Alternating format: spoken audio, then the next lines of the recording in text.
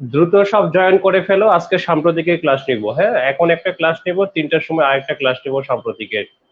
যে যেখান থেকে যোগদান করছো দ্রুত যোগদান করো, কমেন্ট করো যে কেমন আছো, শুনতে ঠিকঠাক পাচ্ছ কিনা প্লিজ।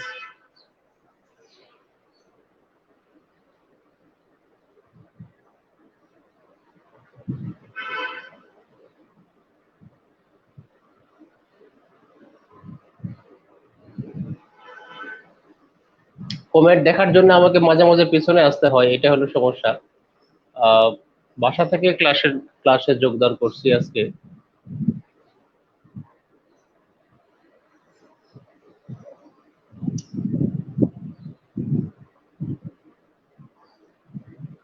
ভালো আছে সবাই?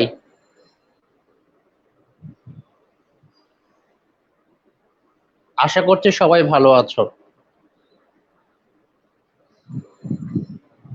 Sound clear? ওকে।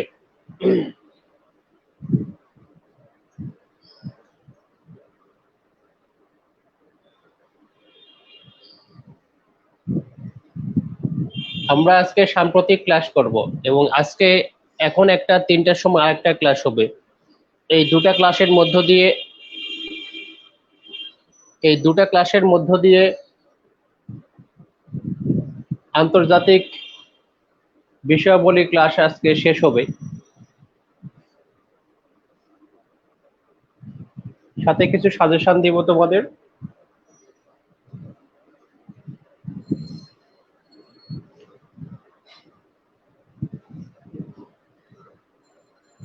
চট্টগ্রামের যারা আছো, আমি তো চট্টগ্রাম কালকে আসতেছি, ফলে চট্টগ্রামে ক্লাসরুমে তোমাদের সাথে সাম্প্রতিক নিয়ে আলোচনা হবে।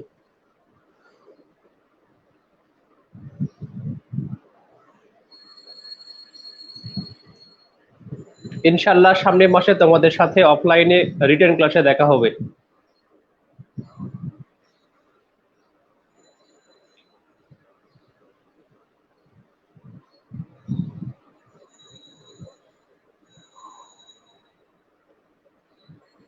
আমরা আজকে সাম্প্রতিক ক্লাস করব, একটা খাতা বের করো, একদম মানে নতুন পৃষ্ঠা থেকে শুরু করবা। খুলনা যাই না তা নয়, আমি আসলে মাঝখানে করোনার মধ্যে অন্য একটা জবে যোগদান করেছিলাম। তো সেই জবের কারণে মূলত আমি কনফিডেন্সে কম ক্লাস নিয়েছি। বাট সেই জবটি আমি ছেড়ে দিয়েছি, নিশ্চয়ই তোমরা দেখেছো যে আমাকে ফেয়ারওয়েলও দিয়েছে সেই প্রতিষ্ঠান থেকে। এখন আমি হচ্ছে যে রেগুলার ক্লাস নিতে পারবো, ফলে অনেক ব্রাঞ্চে যেতে যেতে পারবো, রাজশাহীও যাবো ইনশাল্লাহ। তোমাদের রিটেন ক্লাস নিতে সামনের মাসে যেতে পারি ইনশাল্লাহ।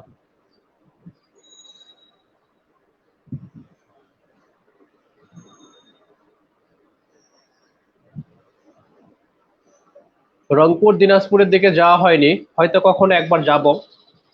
আহ, এখন একটা বড় সুবিধা হয়েছে যে অনলাইন, ফলে আমি যদি অফলাইনে তোমাদের সামনে যেতে নাও পারি, অনলাইনে কিন্তু থাকতে পারি, ফলে ইন্টারাকশন হয়, এটা একটা ভালো দিক। ওকে, আমরা আজকে আলোচনা করব সাম্প্রতিক, রিসেন্ট। হ্যাঁ, তো রিসেন্ট রিসেন্ট সাম্প্রতিক, তুমি যদি বিগত বছরের প্রশ্নগুলো দেখো, এই রিসেন্ট দু রকমের আছে। রিসেন্ট দুই রকমের আছে, একটা হচ্ছে রিসেন্ট ইভেন্ট, একটা হচ্ছে রিসেন্ট ইভেন্ট, আরেকটি হচ্ছে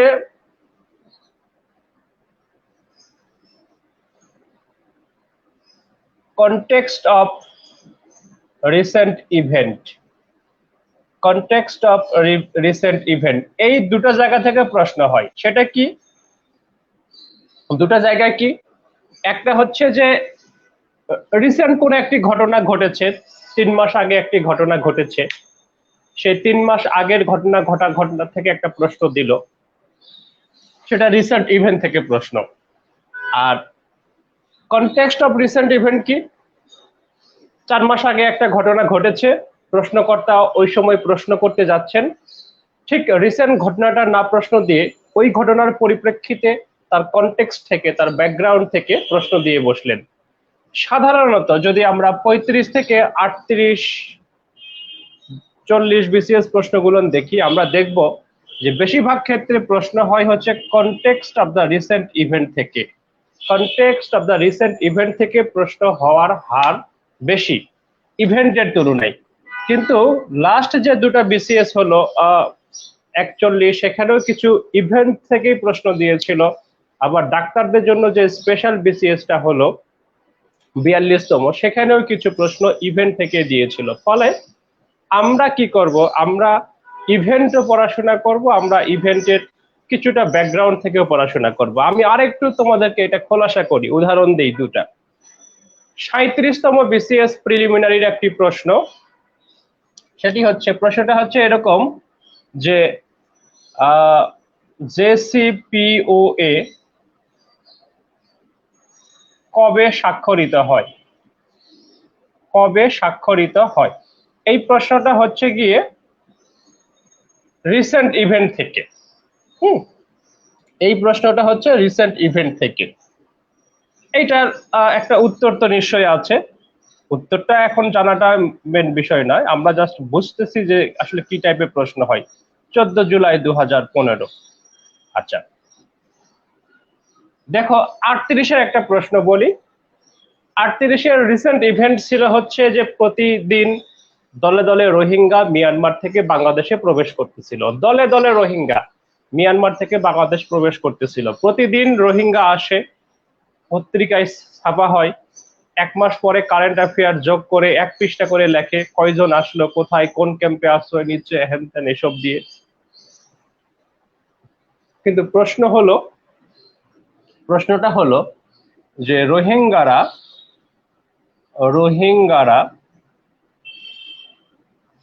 কত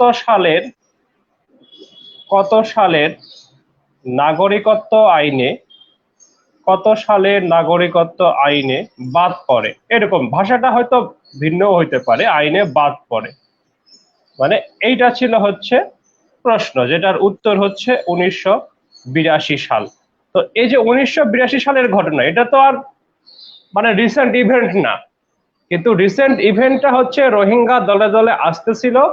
সে আসার পরিপ্রেক্ষিতে এর কনটেক্সট থেকে, ব্যাকগ্রাউন্ড থেকে প্রশ্নটা দিল। বুঝা গেল? ইভেন্ট থেকেও প্রশ্ন হতে পারে, কনটেক্সট থেকেও প্রশ্ন হতে পারে।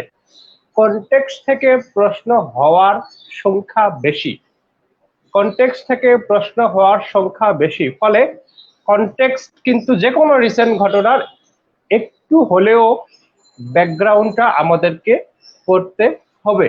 আশা করছি তোমরা আমার এই পর্যন্ত যে কথাটুকু বলেছি সেটা বুঝতে পেরেছো। একটু কমেন্ট করে জানাও। আমি তোমাদের কমেন্ট গুলো দেখার জন্য মাঝে মাঝেই ওপাশে ক্যামেরার যেতে হবে।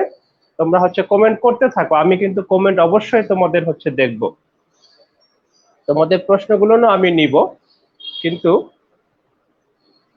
তোমরা আমাকে একটু সময় দিতে হবে। আমি সরাসরি প্রশ্ন দেখতে পাবো না, তো এপারে এসে প্রশ্ন দেখবো। ফলে তোমরা আমাকে একটু সময় দিবে তোমাদের প্রশ্ন দেখার জন্য। হ্যাঁ, ওকে।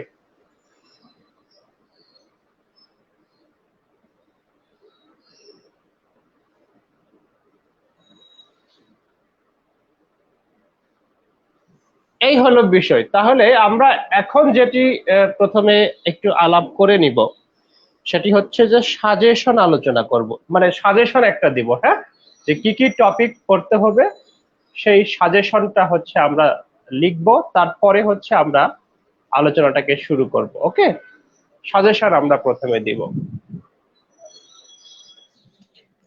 প্রথমে আমরা সাজেশন,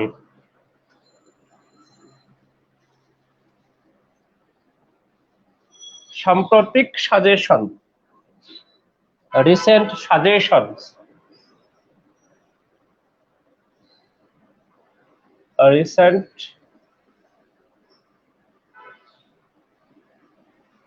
সাজেশন, সাম্প্রতিকের আমরা সাজেশন গুলো নিয়ে কথা বলি। সাজেশন নিয়ে, আচ্ছা, সাজেশন এই টপিক গুলোকে আমি কয়েকটা ভাগে সাজিয়েছি। তার মধ্যে একটা ভাগ হচ্ছে recent organisation recent organisation and alliance, recent organisation and alliance, সাম্প্রতিক সংগঠন ও জোট। এই বছরে অনেকগুলান জোট গড়ে উঠেছে। সেই জোটগুলো, কিছু জোট একদম রিসেন্টলি গড়ে উঠলো। হয়তো হয়তো তোমাদের প্রশ্ন হয়ে যাওয়ার কারণে রিসেন্ট গড়ে ওঠা জোট থেকে প্রশ্ন নাও হইতে পারে, বাট এই জোটগুলো তোমার যে কোনো পরীক্ষার জন্য গুরুত্বপূর্ণ হবে, সামনের পরীক্ষার জন্য গুরুত্বপূর্ণ হবে। ফলে আমরা এই গত বছর এবছর যে জোট টোটগুলো গড়ে উঠলো সেই জোটগুলো নিয়ে আলোচনা করব। আচ্ছা, এই সাজেশনে প্রথমে একটা জোটের নাম লিখো। সেই জোটটার নাম হচ্ছে সিয়াকো। সিয়াকো, এটা আমরা আজকে পড়বো। দেখো, সিয়াকোকে আমরা কেন পড়বো এই জিনিসটা বলি। সেটি হচ্ছে যে সিয়াকো একদম নতুন একটা সংগঠন, 2019 সালে প্রতিষ্ঠিত। সবচেয়ে বড় ব্যাপার, সিয়াকো প্রতিষ্ঠার জন্য বাংলাদেশের প্রধানমন্ত্রী শেখ হাসিনা প্রপোজাল দিয়েছিল। তো সিয়াকো যখন প্রতিষ্ঠিত হয়, এটার সচিবালয় ঢাকাতেই স্থাপন করা হয়েছে। এই জোটটা প্রধানমন্ত্রী শেখ হাসিনা প্রস্তাব দিয়েছেন এই জোটটা গড়ে তুলতে। যেহেতু আমাদের প্রধানমন্ত্রীর সঙ্গে ব্যাপারটা রিলেটেড, ফলে নিশ্চয়ই বুঝতে পারছো যে এটা গুরুত্বপূর্ণ। 19 সালে হয়েছে, ফলে গত বিসিএস পরীক্ষাতেও প্রশ্নটা দিতে পারতো, দেয়নি। ফলে এই বিসিএস এর জন্য কিন্তু এটি গুরুত্বপূর্ণ হয়ে যায়। আচ্ছা, সিয়াকো। এরপরে কি জোট আমরা পড়াশোনা করব? দেখো, D8 একটা সংগঠন আছে। এই সংগঠনটার সদস্য, এই সংগঠনটার সভাপতি হচ্ছে বাংলাদেশ। D8, এই সংগঠনটার সভাপতি হচ্ছে বাংলাদেশ, বর্তমানে বাংলাদেশ সভাপতি।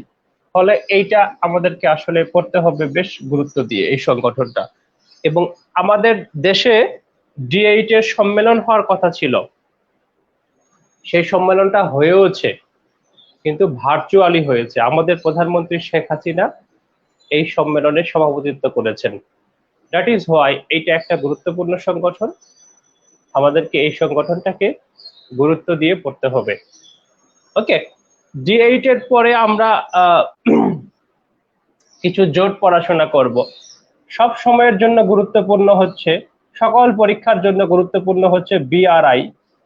এটা একটা ইনিশিয়েটিভ, বিশ্বের বিভিন্ন দেশকে এক সুতায় বেঁধে ফেলার একটা ইনিশিয়েটিভ চায়নার, BRI। এটা আমাদেরকে পড়াশোনা করতে হবে। দেখো, রিসেন্টলি একটা জোট গড়ে উঠলো, অত্যন্ত গুরুত্বপূর্ণ, সেটি হচ্ছে RCEP। RCEP, এইটা, এই জোটটা আমাদেরকে পড়তেই হবে, এটা না পড়ে আসলে পরীক্ষা হলে যাওয়া সম্ভব নয়। তারপরে দেখো যে তোমরা নিশ্চয়ই শুনেছো কয়েকটা বিষয়, সেটি হচ্ছে যে অকাশের নাম নিশ্চয়ই শুনেছো। অকাশ একদম রিসেন্ট জোরে গড়ে উঠলো, অকাশ।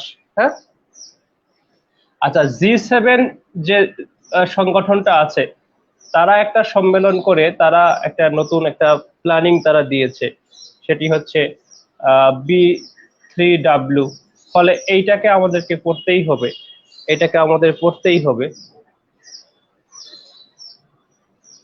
USMCA নামে একটি জোট গড়ে উঠেছে, এটা, এই যে জোটটাও আমাদেরকে আসলে পড়তে হবে। এই জিনিসগুলো না পড়ে কিন্তু আমরা হচ্ছে যে কোনো কিছু করতে পারবো না। তারপরে আরেকটা জিনিস আলোচনায় নিশ্চয়ই তোমরা দেখেছো, সেটি হচ্ছে কুয়াড। কুয়াড নিয়ে তো অনেক কথাবার্তা হচ্ছে, ফলে কুয়াড আমাদেরকে পড়তেই হবে। বুঝতে পেরেছো? কুয়াড আমাদেরকে পড়তেই হবে। এছাড়া টিপিপি ছিল, টিপিপি। এই টিপিপি স্থলে এখন আরেকটা জোট গড়ে উঠেছে, সেটি হচ্ছে CPTPP। CPTPP, ফলে CPTPP আমাদেরকে পড়তে হবে। দেখো, অর্গানাইজেশন থেকে এই জিনিসগুলো পড়তে হবে। নিশ্চয়ই বুঝতে পারতেছো তোমরা, নিশ্চয়ই বুঝতে পারতেছো।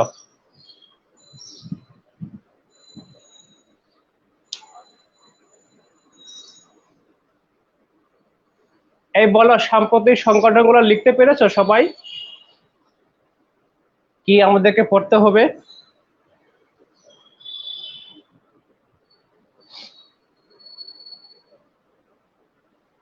ওকে, গুড। হ্যাঁ, এই তো বুঝতেছো তোমরা। হ্যাঁ, থ্যাংক ইউ। রেসপন্স করলে ক্লাসটা ভাল লাগে। তোমরা যে বুঝতেছো এটাতে আমি খুশি, বাট কি পরিমাণ শিক্ষার্থী দেখতেছো সেটা অবশ্য বুঝতে পারতেছি না। এনিওয়ে, রিসেন্ট অর্গানাইজেশন নিয়ে এগুলো পড়তে হবে। এবার নিচে লিখো, আমি এখানে লিখবো বাট তুমি খাতার নিচে লিখো, এগুলো সিরিয়ালি থাকুক, তোমার পড়তে সুবিধা হবে। এবার যে জায়গাটা পড়াশোনা করব, এই টপিকটার নাম আমি দিচ্ছি হচ্ছে recent crisis and world politics. Recent crisis and world politics. Recent crisis and world politics. সাম্প্রতিক সংকট এবং বিশ্ব রাজনীতি। সাম্প্রতিক সংকট এবং বিশ্ব রাজনীতি। দেখো, এই যে সাম্প্রতিক সংকট, এই সংকট থেকে মানে এত কমেন্ট চলে আসছে। ওকে, ঠিক আছে, 100 জন দেখতেছে। ওকে, ফাইন। এত, হ্যাঁ ঠিক আছে, লিখো যে এই যে সাম্প্রতিক আমরা ক্রাইসিসের কথা বলতেছি, কিছু বড় বড় ক্রাইসিস আমাদের এখানে আছে। সেটি হচ্ছে, দেখো যে আফগান ইস্যুটা না পড়ে পরীক্ষার হলে যেতে পারবা? আফগান ইস্যুটা 15 আগস্টে একটা পরিণতিতে গেল। হয়তো 15 আগস্টের দিকে প্রশ্ন তার আগে হয়ে যেতে পারে, কিন্তু আফগান ইস্যুটা শুরু তো আরো আগে থেকে। সেই প্রেক্ষাপটে আফগান নিয়ে কিন্তু প্রশ্ন দিবে। ফলে আফগান ইস্যুটা, আমি আফগান ইস্যু বলছি, আফগান ইস্যুটা আমাদেরকে পড়তে হবে, মাস্ট। আফগান ইস্যু হচ্ছে মাস্ট। এবারে দেখো, আফগান ইস্যুর পরে সিরিয়াতে একটা গৃহযুদ্ধ চলছে, ইয়েমেনে একটা গৃহযুদ্ধ চলছে, ইয়েমেনে,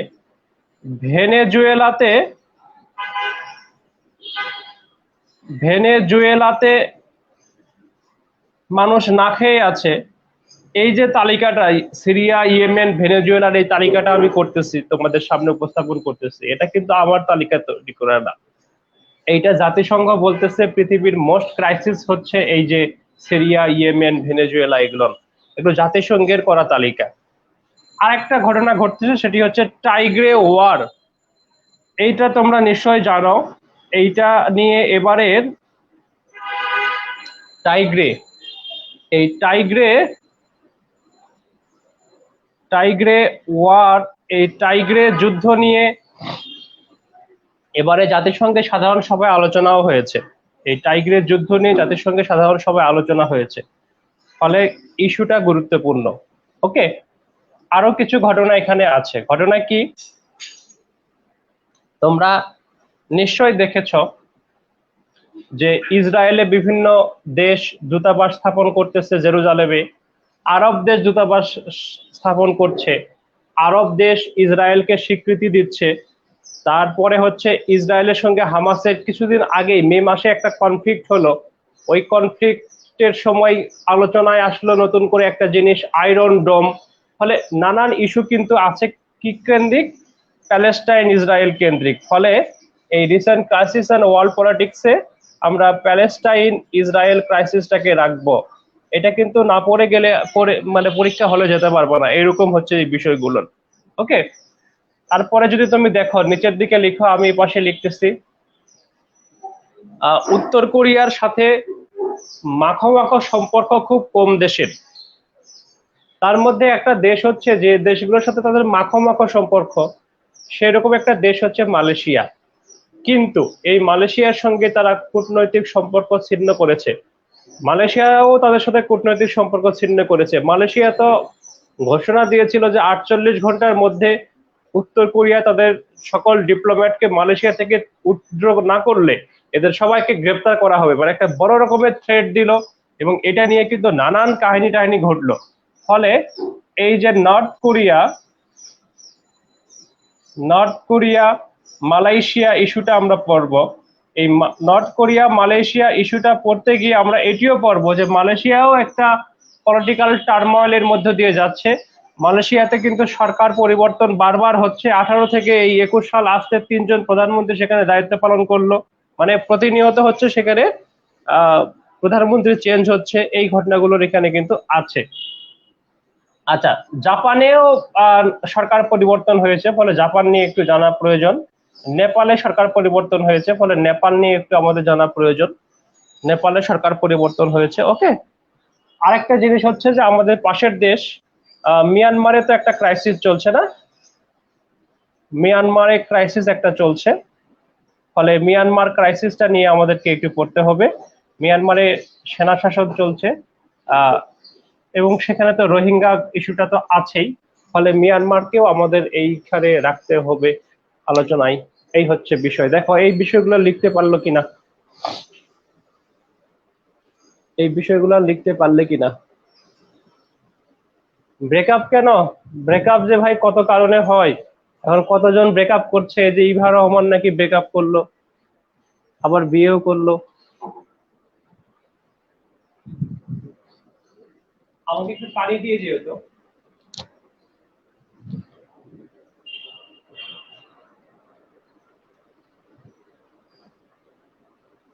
লিখতে পারছো, গুড। শোনো আমি একটু স্লোই যাচ্ছি। সবগুলান টপিক পড়িয়ে শেষ করা তো আসলে 2-4 দিনে সম্ভব না, কিন্তু আমি তোমাদের জন্য শীট দিয়ে দিব, সুতরাং টেনশনে কিছু নেই। হ্যাঁ, 4 টপিক লিখে দিচ্ছি, সবগুলা নিয়ে আমি শীট দিয়ে দিব তোমাদেরকে, যাতে করে তোমাদের পড়তে কোনো অসুবিধা না হয়। ওকে, এবারে আসো। আচ্ছা, এখানে যেহেতু রিসেন্ট ক্রাইসিস আর ওয়ার্ল্ড পলিটিক্স বললাম, জাপান নেপালের কথা বললাম, আমেরিকাতে নির্বাচন হয়েছে না, ইউএসএ ইলেকশন। যদিও এই ইউএসএ ইলেকশন নিয়ে 41-এ একটা প্রশ্ন দিয়েছে, তারপরেও বাইডেনের কর্মকাণ্ড, তারপরে হচ্ছে যে এই ঘটনাগুলো নিয়ে আবারও পরীক্ষায় গুরুত্বপূর্ণ ইউএসএ ইলেকশন। এবছরকার পরীক্ষার জন্য গুরুত্বপূর্ণ। আসলে আমেরিকা হচ্ছে বিশ্বের অন্যতম একটা নিয়ন্ত্রক দেশ। ফলে আমেরিকার সরকারে কেউ আসা, এটা ওয়ার্ল্ড পলিটিক্স এর জন্য একটা গুরুত্বপূর্ণ ঘটনা। পৃথিবীর বহু দেশেই তো সরকার নিয়মিত চেঞ্জ হয়, তাই না? সরকার পরিবর্তন একটা নিয়মিত ঘটনা। কিন্তু কোন দেশের সরকার পরিবর্তনকে আমরা মনে রাখি বা কোনটা নিয়ে আমরা আলোচনা করি? আমরা যতজন জো বাইডেনকে জানি, ততজন জাপানের প্রধানমন্ত্রীর নাম কি জানি? নিঃসন্দেহে না। কারণ এটার ইন্টারেস্ট আমাদের আছে, বিশ্বের ইন্টারেস্ট আছে হচ্ছে এখানে। ফলে ইউএসএ ইলেকশনটাও আমাদের এখানে করতে হবে।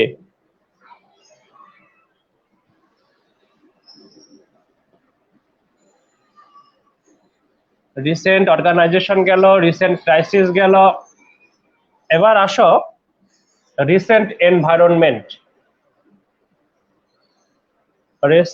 এনভায়রনমেন্ট। পরিবেশ নিয়ে কিছু ঘটনা সাম্প্রতিক ঘটে গেল, সেগুলো আমাদেরকে একটু পড়তে হবে। রিসেন্ট এনভায়রনমেন্টের মধ্যে যে জিনিসটা পড়তে হবে সেটি হচ্ছে আইপিসিসি 6th অ্যাসেসমেন্ট রিপোর্ট।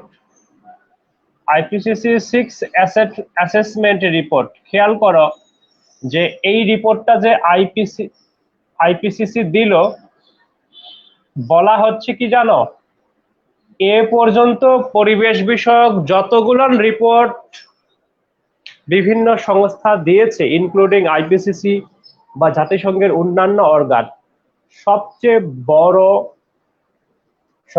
বড় রিপোর্টটা এবারে দেয়া হয়েছে।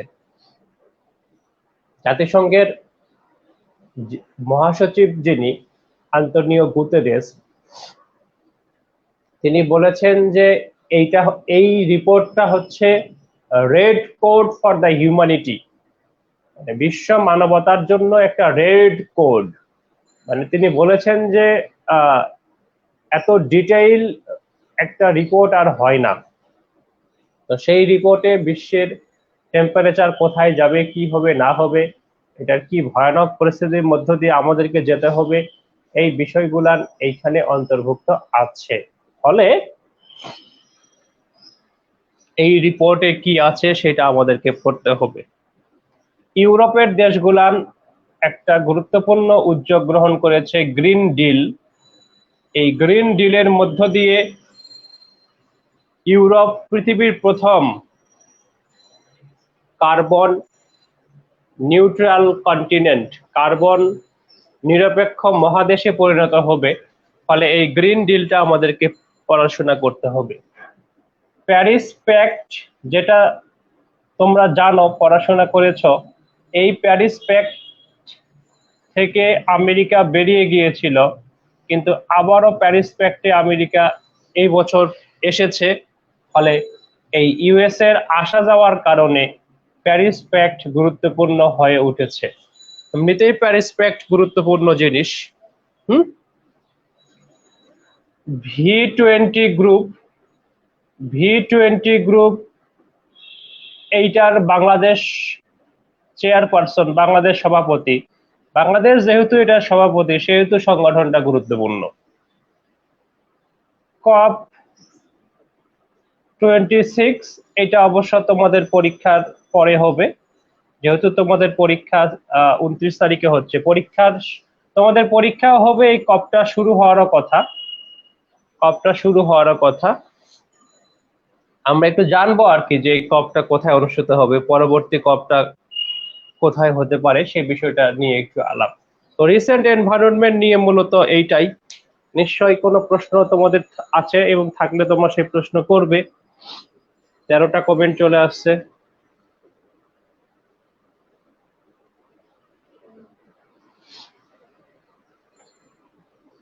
না, আজকেই পিডিএফ দিব না, পিডিএফ কর্তৃপক্ষকে দিব, মানে আমি কর্তৃপক্ষ তোমাদেরকে আপলোড দিয়ে দিবে, টেনশনে কোনো কারণ নাই, পিডিএফ পেয়ে যাবে। আচ্ছা, নোবেল প্রাইজ না? আচ্ছা, নোবেল প্রাইজ প্রতি বছর দেয়, তাই না? নোবেল প্রাইজ প্রতি বছর দেয়। একটা জিনিস খেয়াল করো, বিসিএস এ এখন পর্যন্ত একটা প্রশ্নও দেয় নাই।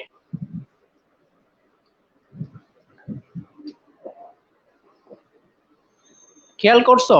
নোবেল প্রাইজ প্রতি বছর দেয়, কিন্তু বিসিএস এ একটা প্রশ্নও দেয় নাই।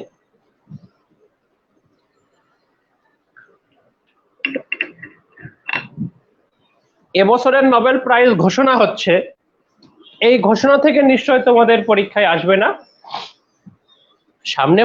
গতবার যেটা দিয়েছিল সেখান থেকে আসতে পারে। আসলে এর সঙ্গে যদি যেমন অমর্ত্য সেন নিয়ে প্রশ্ন করে, তাই না? অমর্ত্য সেনের সাথে বাংলাদেশের সমস্যা অনেক, বাংলাদেশের সম্পর্কটা ঘনিষ্ঠ। অমর্ত্য সেন বাংলাদেশের অনারারি সিটিজেন, সে কারণে অমর্ত্য সেন এই টাইপের কিছু প্রশ্ন দেয়। বাট নোবেল পুরস্কার প্রতি বছর কে পেলো না পেলো, এটা নিয়ে বিসিএস এ 35 থেকে এই 41-42 কোনো প্রশ্ন হচ্ছে যে দেয় নাই। হ্যাঁ, ক্লাস খুব ভালো হচ্ছে। কি হচ্ছে লিখবা, হচ্ছে এটা কেমন শব্দ? আচ্ছা, আসো এবারে কিছু ইস্যু পড়তে হবে, সেটি হচ্ছে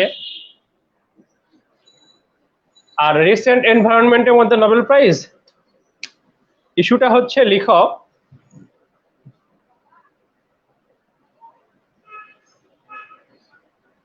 Bangladesh in international affairs. Bangladesh in international affairs এই নামে আমরা কয়েকটা টপিক পড়াশোনা করব। একটা হচ্ছে বাংলাদেশ, তোমরা নিশ্চয় দেখেছ, মিডল ইনকাম কান্ট্রি হয়েছে। বাংলাদেশ মধ্য আয়ের দেশ হয়েছে। এটা অবশ্য বেশ আগেই হয়েছে।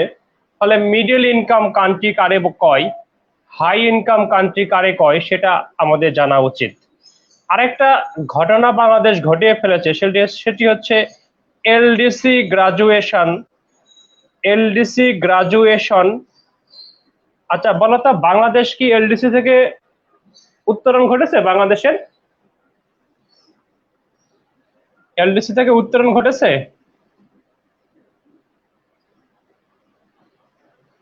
এলডিসি থেকে বাংলাদেশে উত্তরণ ঘটেনি, এখনো দেরি আছে। তোমরা যতদিন বিসিএস পরীক্ষা দিবা আর কি, ততদিন বাংলাদেশ থেকে যাবে এলডিসি তেই। ফলে যে ঘটনাটি ঘটেছে সেটি হচ্ছে যে এলডিসি থেকে গ্রাজুয়েশনের একটা রিকমেন্ডেশন পেয়েছে বাংলাদেশ, সেইটা একটা বড় ঘটনা, এটা আমাদেরকে পড়তে হবে। তারপরে মোদি ভিজিট বাংলাদেশ, মোদি ভিজিট বাংলাদেশ, মোদির বাংলাদেশ যে আসা, সেটাও একটু পড়লা অল্প করে। তারপরে তোমরা জানো যে একটা ব্রিজ উদ্বোধন করেছে দুদেশের মধ্যে ফেনী নদীতে, যেটাকে বলা হচ্ছে মৈত্রী সেতু, friendship bridge, friendship bridge Indo Bangla, friendship bridge Indo Bangla. এই মার্কারটা চলবে না। Friendship bridge Indo Bangla, Bharat Bangladesh friendship bridge হয়েছে, সেটা আমাদেরকে পড়তে হবে। এরপরে যেটি পড়তে হবে সেটি হচ্ছে, তোমরা নিশ্চয় দেখেছো যে একটা ট্রেন চালু হয়েছে, সেটি হচ্ছে মিতালি এক্সপ্রেস। এই মিতালি এক্সপ্রেসটা আমাদেরকে পড়তে হবে, মিতালি এক্সপ্রেসটা আমাদেরকে পড়তে হবে, বুঝছো? এই কটা জিনিস এই জায়গা থেকে পড়তে হবে। সাথে আরেকটা জিনিস এখানে পড়বা, আমি এখানে নিচে লিখে দিচ্ছি, তোমরা নিচে লিখো, আমি এখানে লিখতেছি। সেটি কি? সেটি হচ্ছে মেরিটাইম ভিক্টোরি, সামুদ্রিক সমুদ্র জয়, মেরিটাইম ভিক্টোরি। এই সমুদ্র জয় নিয়ে আবার একটা প্যাচ লেগেছে ভারতের সঙ্গে, ফলে এইটা আলোচনায় আবারও আসবে, আমাদেরকে এটি গুরুত্ব দিয়ে পড়া উচিত। আচ্ছা, এই গেল বাংলাদেশের ইন্টারন্যাশনাল অ্যাফেয়ার্স। আরেকটা ক্যাটাগরি আমরা পড়াশোনা করব, সেটি হচ্ছে sports and prize. Sports and prize, এই স্পোর্টস অ্যান্ড প্রাইজের মধ্যে স্পোর্টস কয়েকটা ইভেন্ট পড়তে হবে। সেটি হচ্ছে যে ফিফা ওয়ার্ল্ড কাপ 2022 ফিফা যে ওয়ার্ল্ড কাপটা হচ্ছে, সেটি সংক্রান্ত, সেটি নিয়ে পড়াশোনা করতে হবে। তারপরে আইসিসি টি20 যে ওয়ার্ল্ড কাপটা হচ্ছে, T20 world cup, men's world cup আর কি, টি20 ওয়ার্ল্ড কাপ 2021, এটা পড়াশোনা করতে হবে। তারপরে 32তম অলিম্পিক হয়ে গেল জাপানে, 32তম অলিম্পিক জাপানে হলো, এই 32তম অলিম্পিকটা আমাদেরকে পড়তে হবে। ওকে, মানে কমপক্ষে এই জিনিসগুলো পড়তে হবে আর কি। আর প্রাইজের জায়গায় তুমি হচ্ছে যে প্রাইজ তো অনেকগুলো পড়া উচিত, তুমি হচ্ছে যে অস্কারটা পড়ো, অস্কার পড়ো, বুকার পড়ো, অস্কার পড়ো, বুকার পড়ো, আর নোবেলটা পড়ো, অন্যান্য পরীক্ষায় প্রশ্ন দেয়, ফলে এই পুরস্কার তিনটা রাখো। এই জিনিসগুলো হচ্ছে যে আমরা আজকে পড়াশোনা করব। দিস ইজ দা সূচিপত্র, বুঝছো? এই হচ্ছে আমরা আজকে পড়াশোনা যা করব সেটা তোমাদেরকে জানিয়ে দিলাম। এই জিনিসগুলো আমরা আজকে পড়াশোনা করব। ওকে, এক ঝলক দেখে নাও কি কি লিখেছো, তারপর তোমাদের কোনো মতামত থাকলে এগুলো আমাদের একটু জানাও।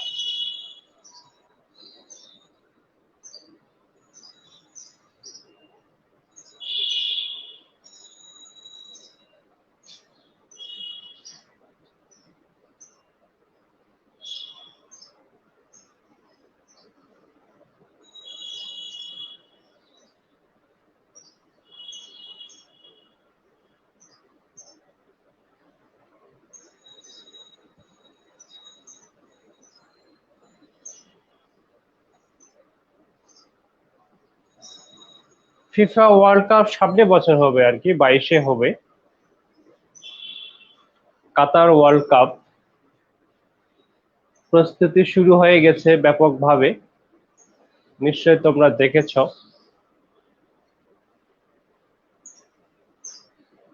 আচ্ছা হ্যাঁ, এই কোপাটা লিখবে, হ্যাঁ কোপাটা আমি ভুলে গেছিলাম।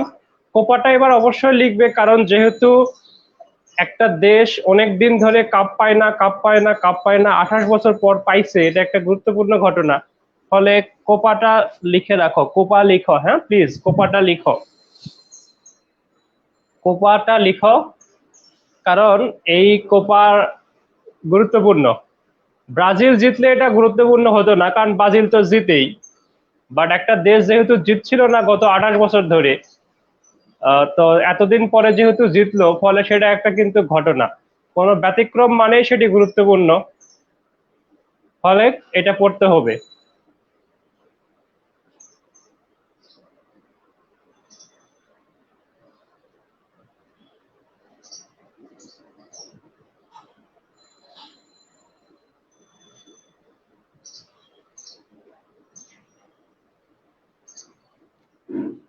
এই হচ্ছে মোটামুটি টপিক, মোটামুটি কতগুলো হলো, 30টার মতো।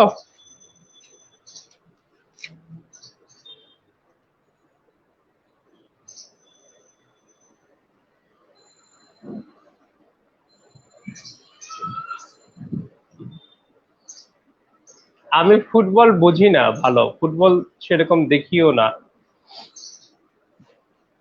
যে কারণে ফুটবল নিয়ে কিছু বলতেও পারছি না। হ্যাঁ এইসো আমরা এবার শুরু করি, শুরু থেকে, আমরা শুরু থেকে শুরু করি, শুরু থেকে শুরু।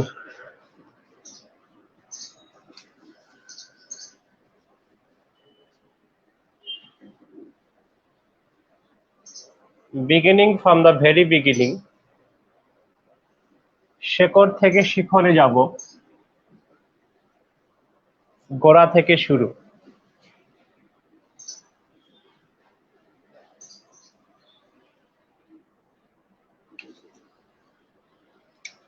একটা পিডিএফ দিলে ভালো হয় না? প্রথম যে সংগঠনটা নিয়ে আচ্ছা আমরা কথা বলবো সেটি হচ্ছে গিয়ে কি ঘটনা, যেটাই হাতে নেই সেইটাতে কালি শেষ।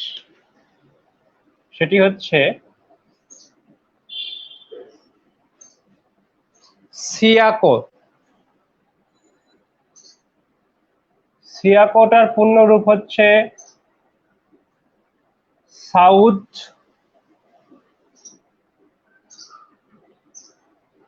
East Asian cooperation, south east Asian cooperation. লিখো, 2019 সালে প্রতিষ্ঠিত হয়, 2019 সালে প্রতিষ্ঠিত হয় বাংলাদেশের প্রধানমন্ত্রী শেখ হাসিনার, বাংলাদেশের প্রধানমন্ত্রী শেখ হাসিনার ব্রুনেই সফরকালে, বাংলাদেশের প্রধানমন্ত্রী শেখ হাসিনার ব্রুনেই সফরকালে 2019 সালে প্রতিষ্ঠিত হয় বাংলাদেশের প্রধানমন্ত্রী শেখ হাসিনার ব্রুনেই সফরকালে। লিখো।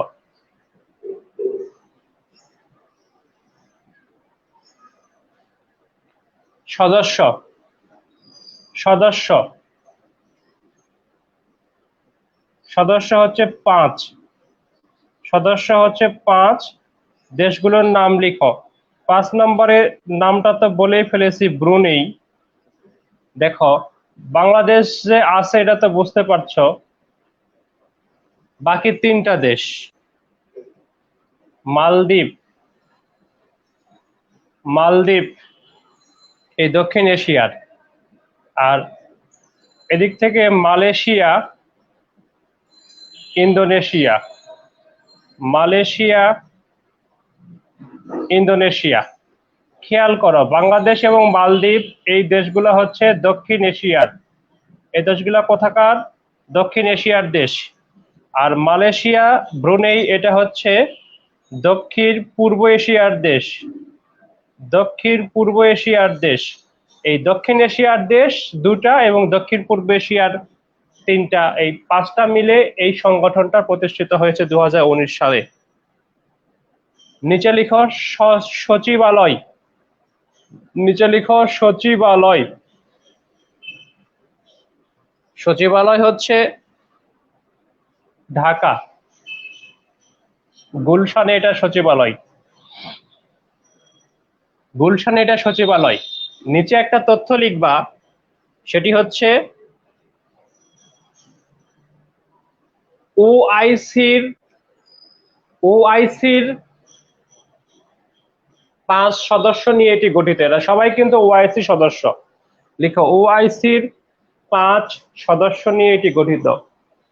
ওআইসির 5 সদস্য নিয়ে এটি গঠিত।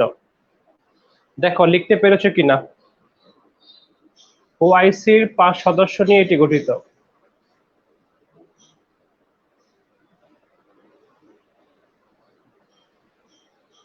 ক্লিয়ার দেখাচ্ছে না বোর্ড?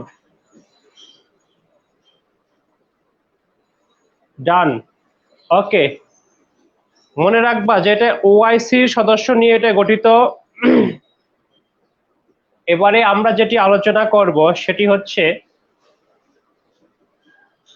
আমি গুরুত্ব বিবেচনায় দেখতেছি আলোচনা করব। এখন যেটি আলোচনা করব সেটি হচ্ছে TPP. TPP clear? Okay fine. লিখো টিপিপি, পরের সংগঠন লিখো টিপিপি। TPP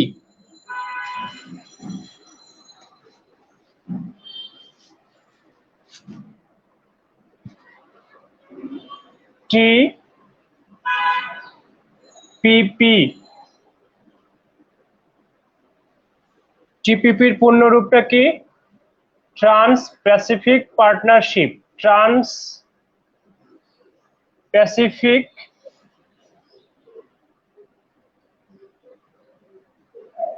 partnership. আচ্ছা, সিরিয়াল যদি ব্রেকও হয় সমস্যা নাই, মোটামুটি সবই পড়াবো আমি। ট্রান্স প্যাসিফিক পার্টনারশিপ লিখো। এখানে লিখো যে চুক্তি স্বাক্ষর, এই টিপিপি এই চুক্তিটা স্বাক্ষর কবে হয়? লিখো চুক্তি স্বাক্ষর লিখো 4 ফেব্রুয়ারি 2016। 4 ফেব্রুয়ারি 2016 সাল। 2016 সালে 4 ফেব্রুয়ারি। লিখো ইউএসএ প্রত্যাহার। ইউএসএ প্রত্যাহার মানে ইউএসএ এখান থেকে প্রত্যাহার করে নেয়। সেটি হচ্ছে জানুয়ারি 2017, মানে ডোনাল্ড ট্রাম্প নির্বাচিত হয়েই বলে আমরা এখানে আর থাকবো না। লিখো এটি কার্যকর হয়নি। কার্যকর হয়নি, এটি কার্যকর হয়নি। টিপিপি কিন্তু কার্যকর হয়নি। লিখো বর্তমান সদস্য দেশ। বর্তমান সদস্য দেশ প্রথমে 12টা ছিল, এই 12 মাইনাস ইউএসএ মানে বর্তমান সদস্য দেশ হচ্ছে 11টা। লিখো বর্তমান সদস্য দেশ হচ্ছে 11টা। এখন এই 11টা দেশের নাম আমরা মনে রাখার চেষ্টা করব, মানে রিডিং কয়েকবার পড়লেই হবে। সংগঠনটার নাম হচ্ছে Pacific partnership. Trans Pacific. Pacific মানে কি? প্রশান্ত মহাসাগর। প্রশান্ত মহাসাগরের দেশগুলোর মধ্যে সম্পর্ক, ফলে প্রশান্ত মহাসাগরের দেশ হতে হবে এইটার সদস্য হওয়ার জন্য। এটা হলো কন্ডিশন। এখন এই কন্ডিশন অনুযায়ী যদি আমরা বিবেচনায় নেই, দেখো প্রথমে লিখবা হচ্ছে দেশ, যে দেশগুলান ওশেনিয়া মহাদেশে। এখান থেকে 2টা দেশ, অস্ট্রেলিয়া, তারপরে লিখবা হচ্ছে নিউজিল্যান্ড। অস্ট্রেলিয়া এবং নিউজিল্যান্ড। তারপরে আসো হচ্ছে লিখো জাপান। এশিয়ার একটা দেশ লিখো জাপান। এরপরে চলে যাও আমেরিকায়। উত্তর আমেরিকাতে দেশ আছে 3টা না? কানাডা ছিল, এখানে যে ইউএসএ ছিল কিন্তু ইউএসএ এখন বাদ।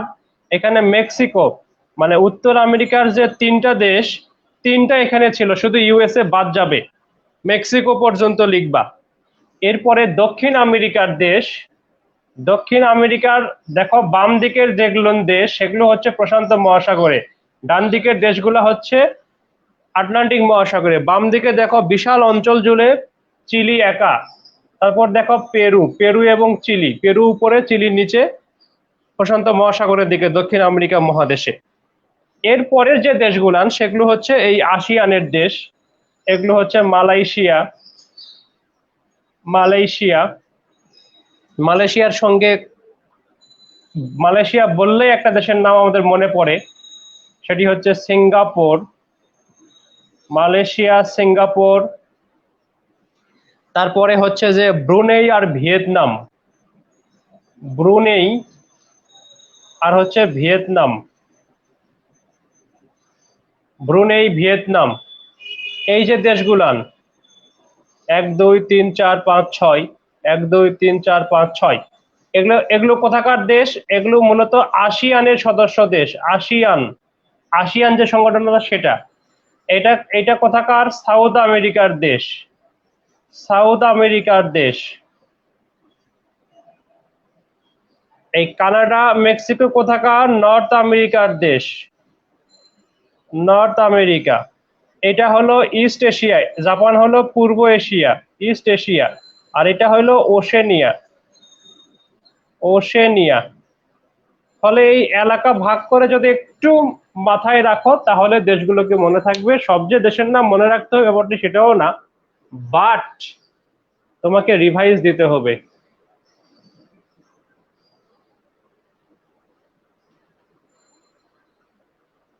আচ্ছা, ফোকাস ডিফোকাস একটু হবে মাঝে মাঝে, এটা হচ্ছে যে হয়, এটা তো হওয়া অস্বাভাবিক নয়। ওকে, ফোকাস ডিফোকাস হবে কিন্তু অল্প সময় থাকবে। ধরো ডিফোকাস হয়ে গেল, একটু পরে আবার ফোকাসড হয়ে যাবে, সুতরাং একটু অপেক্ষা করতে হবে, এছাড়া তো কিছু করার নেই। হ্যাঁ, একটু অপেক্ষা করতে হবে, এছাড়া কিছু করার নেই। এবারে আসো নিচে লিখো, আমি সাইডে লিখতেছি তোমরা নিচে লিখো। সেটি হচ্ছে যে সিপিপি টিপিপি, সিপি টিপিপি, এটা আরেকটা নাম হচ্ছে টিপিপি 11, টিপিপি 11। এইটাই, এই দেশগুলান আমেরিকা সহ 12টা দেশ মিলে করেছিল টিপিপি। আমেরিকা চলে যাওয়াতে বাকি দেশগুলান এইটা করেছে, এইটা। আবার অনেকে এটাকে টিপিপি 11 নামেও ডাকছে, বুঝছো? সিপিটিপিপিটা কি? সিপিটিপিপিটা হচ্ছে comprehensive and progressive TPP, progressive TPP. TPP তো জানাই, কম্প্রেহেন্সিভ অ্যান্ড প্রোগ্রেসিভ টিপিপি। লিখো, এইটা স্বাক্ষর, এইটা স্বাক্ষর রিসেন্টলি হয়েছে, ফলে এটা বেশি গুরুত্বপূর্ণ। রিসেন্টলি বলতে হচ্ছে 2018 সালের 8 মার্চ, 2018 সালের 8 মার্চ এইটা কিন্তু কার্যকর হয়ে গেছে, এইটা কার্যকর হয়ে গেছে, কার্যকর 30 ডিসেম্বর 2018, 30 ডিসেম্বর 2018, মানে যে বছর স্বাক্ষর হইল মার্চে ও বছরই কার্যকর হয়ে গেছে।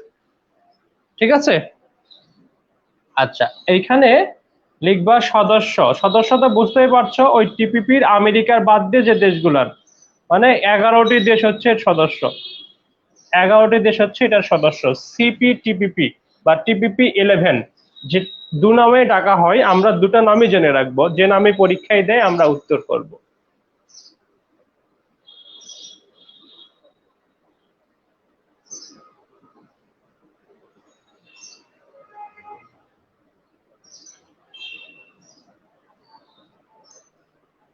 নিশ্চয় হয়ে গেছে আমাদের সবার লেখা, এটি লেখা হয়ে যাবে আর একবার করে রিভাইজ দিয়ে ফেলবে,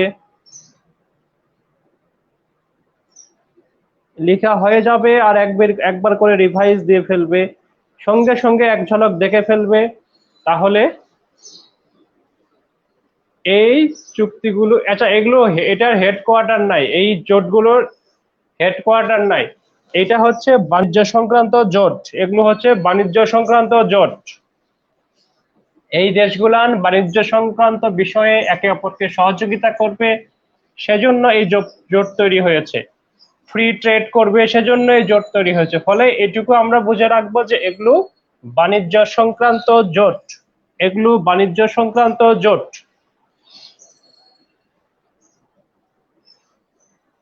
নিশ্চয়ই আমার কথা সব বুঝতে পারছো এবং ক্লাসটাকে ভালো মতো করতেছো।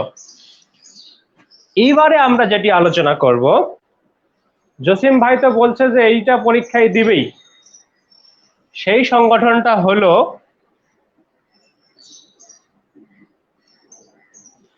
আরসি। এই আর ই দিছি কেন, আরসি বলছি আর লিখছি ই, RC E P.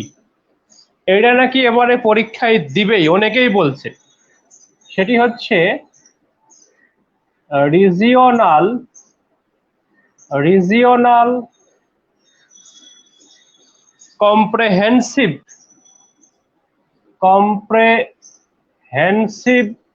Economic partnership. Economic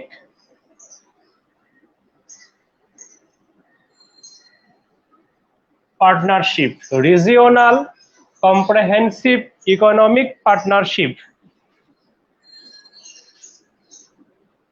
লিখো, এটি একটি এফটিএ। এটি একটি এফটিএ। এফটিএ মানে ফ্রি ট্রেড এগ্রিমেন্ট। এটি একটি এফটিএ। স্বাক্ষর স্থানটাই লিখি আগে, ভিয়েতনাম। এটা খুব আলোচিত, তো এটা নিয়ে একটু স্বাক্ষর স্থানটা লিখি, ভিয়েতনাম। ভিয়েতনামের রাজধানীর নামটা লিখো, হ্যানয়। তারপরে এটা লাগে না, স্বাক্ষর স্থানটা লাগে না। স্বাক্ষর আর কোন দেশগুলো এখানে আছে সেটি গুরুত্বপূর্ণ। স্বাক্ষরটা হচ্ছে 15 নভেম্বর 2020 বলো, 15 নভেম্বর 2020, 15 নভেম্বর 2020। বুঝতেই পারছো যে এইগুলো কিন্তু পরীক্ষায় আসার জন্য, এই সালগুলো 20 সালের ঘটনা, নভেম্বর ডিসেম্বরের দিকে, এগুলো তোমাদের পরীক্ষায় আসার জন্য অধিক গুরুত্বপূর্ণ। একদম 2-3 মাস আগের ঘটনা চাইতে এগুলো বেশি গুরুত্বপূর্ণ। আচ্ছা, এটি কার্যকর হয়নি এখনো, অবশ্য এটি কার্যকর হয়নি এখনো, কার্যকর হয়নি এখনো।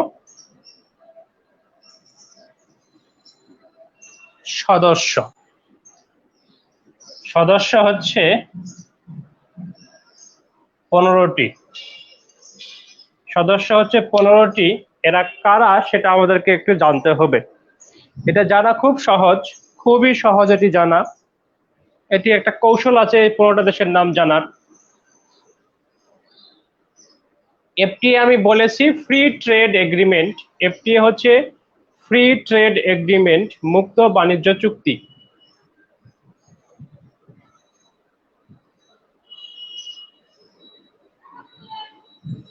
যাক, তোমরা মোটামুটি ক্লাসে অ্যাক্টিভই আছো, আমি কোনো প্রশ্ন করলে সেটা রিপ্লাই দিচ্ছ, দ্যাটস গুড।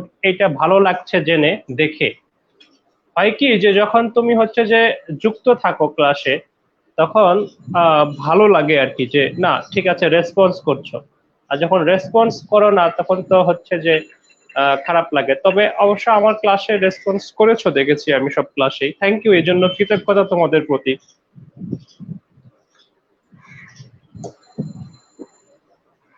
এবং তোমাদের সাথে এই প্রিলিমিনারি আমার ক্লাস শেষ। আশা করছি তোমাদের সাথে আমার রিটেন ক্লাসে দেখা হবে এবং তোমরা সবাই প্রিলি কোয়ালিফাই করো, সেই দোয়া প্রার্থনা রইল।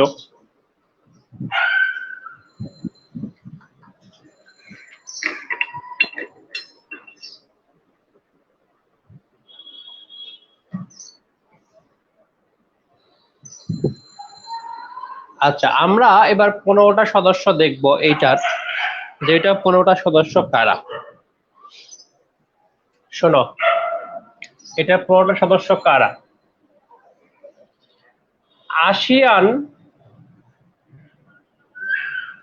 +6 নামে একটা জোট আছে, 6টা দেশের একটা জোট আছে ASEAN +6। সেই জোটে আছে হচ্ছে অস্ট্রেলিয়া, অস্ট্রেলিয়া থাকলে নিউজিল্যান্ড থাকবে তার সঙ্গে, এদের গভীর সম্পর্ক, একসঙ্গে থাকে, কাশবনে যায়। Australia, New Zealand, China, Japan, south Korea,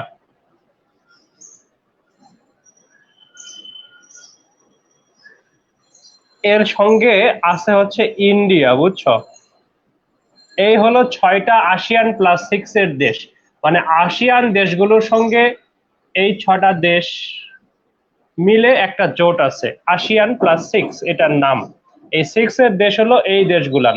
ওকে, এখন এই দেশগুলো থেকে ইন্ডিয়া বাতিল, ইন্ডিয়াকে বাদ দিছে। ইন্ডিয়ারে বাদ দিয়ে বাকি যে 5টা দেশ, তার সঙ্গে আসিয়ানের দেশ কয়টা? 10টা না? আসিয়ান 10টা দেশ, আসিয়ান 10টা দেশ, এই 15টা দেশ হচ্ছে এইটার মেম্বার। বুঝতে পারছো নিশ্চয়ই কোন 15টা? এই ASEAN+6 এর এই +6 ছিল হচ্ছে মূলত 6টা দেশ, সেখান থেকে ইন্ডিয়াকে বাদ দিয়েছে। এই ইন্ডিয়াকে বাদ দিলে থাকলো 5টা, আর বাকি আসিয়ানের সবগুলান দেশ, আসিয়ানের দেশ আমরা জানি 10টা, সে 10টা আর এই 5টা 15টা মিলে এই জোটটা গড়ে উঠেছে। এটা একটা ফ্রি ট্রেড এগ্রিমেন্ট, মুক্ত বাণিজ্য চুক্তি। লিখো।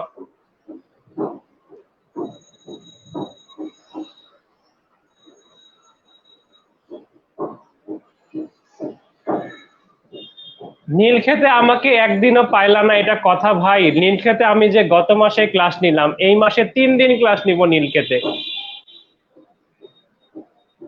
গত মাসে আমি নীলক্ষেত ক্লাস নিয়েছি, এই মাসে 3 দিন ক্লাস নিব নীলক্ষেতে।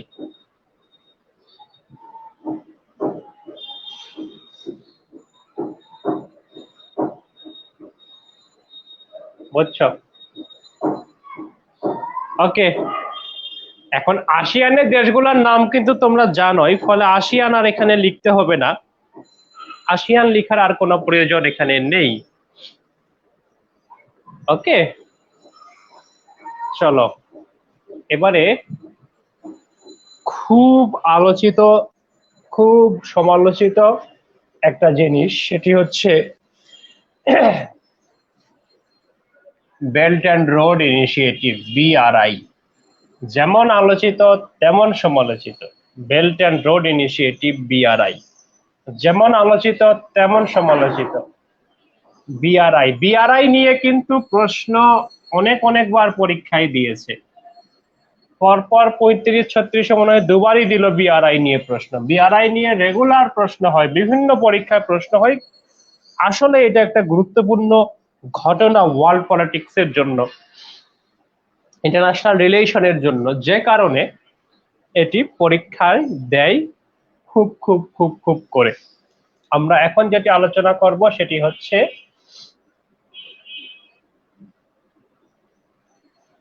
Belt and road initiative, belt and road initiative, belt and road initiative, BRI, সংক্ষেপে যেটাকে আমরা বলি BRI, belt and road initiative, BRI। এটা মনোযোগ দিবা, এটা অনেক জিনিস এখানে আছে, এটা পরীক্ষার জন্য গুরুত্বপূর্ণ বটে।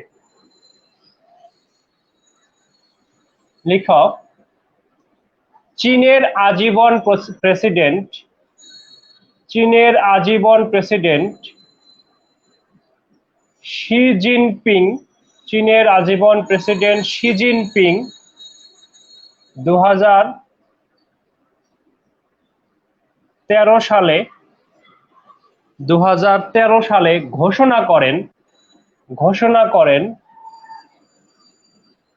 ওয়ান বেল্ট ওয়ান রোড ঘোষণা করেন one belt one road OBOR প্রকল্প।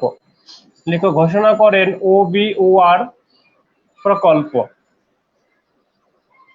ওয়ান বেল্ট ওয়ান রোড প্রকল্প। হ্যাঁ, লিখো 2015 সালের 28 মার্চ, 2015 সালের 28 মার্চ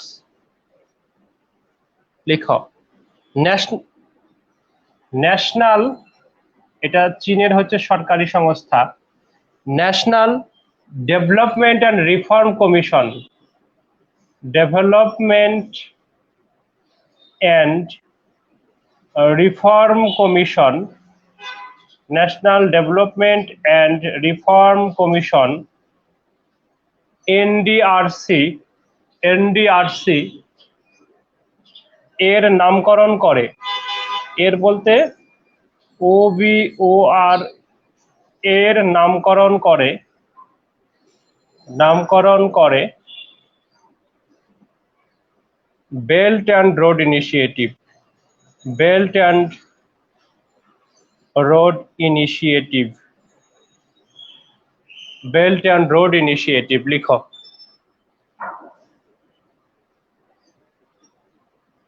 লিখো এটি এশিয়া, ইউরোপ ও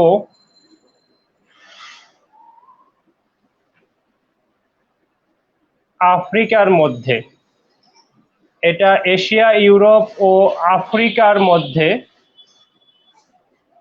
কানেক্টিভিটি মানে যোগাযোগ আর কি, কানেক্টিভিটি, এশিয়া, ইউরোপ ও আফ্রিকার মধ্যে কানেক্টিভিটি, এটি এশিয়া, ইউরোপ ও আফ্রিকার মধ্যে কানেক্টিভিটি। লিখো প্রাচীনকালে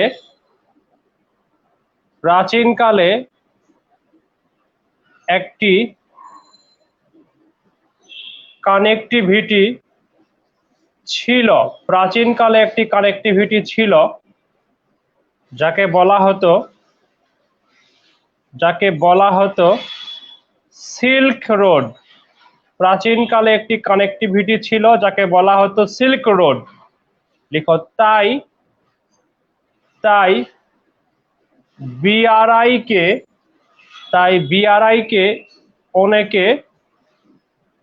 অনেকে নিউ সিল্ক রোড বলে, BRI কে অনেকে নিউ সিল্ক রোড বলে। লিখো এই পর্যন্ত, BRI কে অনেকে নিউ সিল্ক রোড বলে।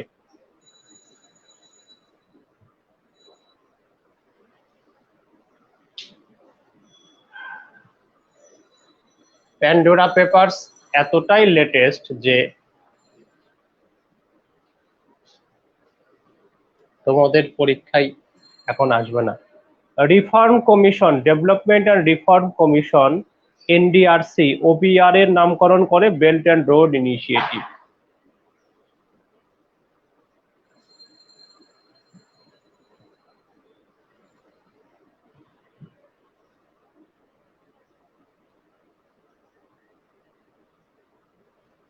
ঠিকঠাক লিখতেছো তো না?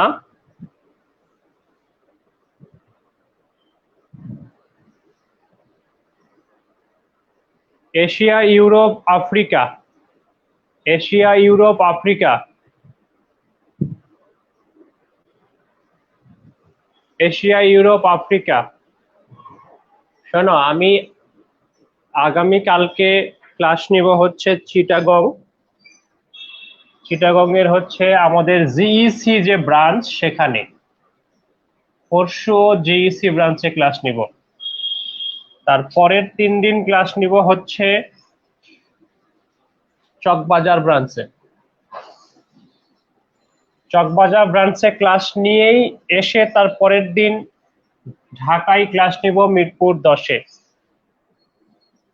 মিরপুর 10, ফার্মগেট, নীলক্ষেত এবং মালিবাগ, ঢাকায় এই 4টা ব্রাঞ্চে এই মাসে ক্লাস নিব, আর চট্টগ্রামের 2টা ব্রাঞ্চে। ইনশাল্লাহ সামনের মাসে ক্লাস বেশি থাকবে, তখন অনেক ব্রাঞ্চেই যাওয়া যাবে।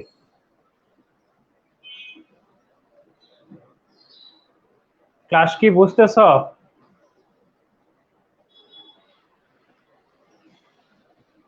শোনো, এই বিআরআই এর মধ্যে কি কি আছে সেটা একটু লিখতে হবে। লিখো, বিআরআই এর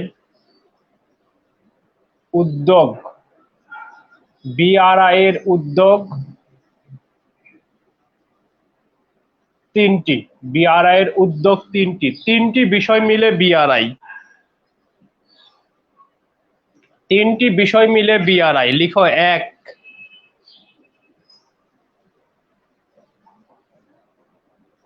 এক silk road economic belt, silk road economic belt, silk road economic belt. এটা হচ্ছে ল্যান্ড বেসড। ল্যান্ড বেসড মানে কি? এটা স্থলভাগ দিয়ে, স্থলভাগ দিয়ে হলে দুটা হওয়ার সম্ভব। একটি হচ্ছে সড়ক মানে সড়ক রোড, আরেকটি হচ্ছে রেল। এই দুটা হচ্ছে যে পথ এই বিআরআই এর সিল্ক রোড ইকোনমিক বেল্টের মধ্যে। আরেকটা হচ্ছে 21st century maritime silk road, 21st century maritime silk road. Maritime silk road মানে কি?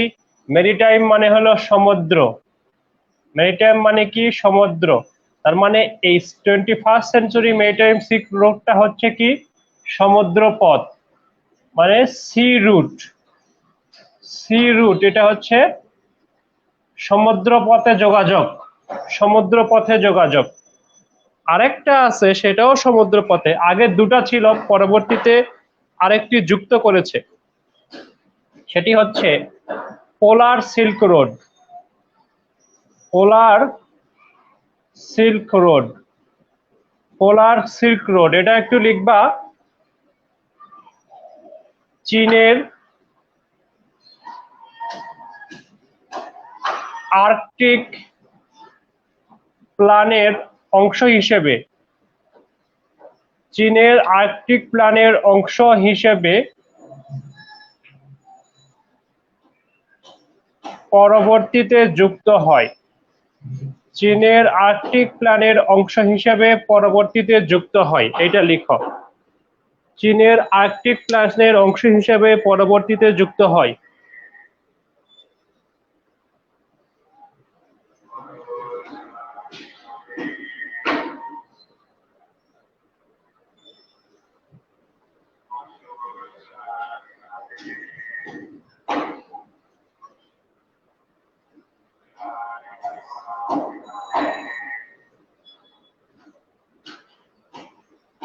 বুঝতে পেরেছ?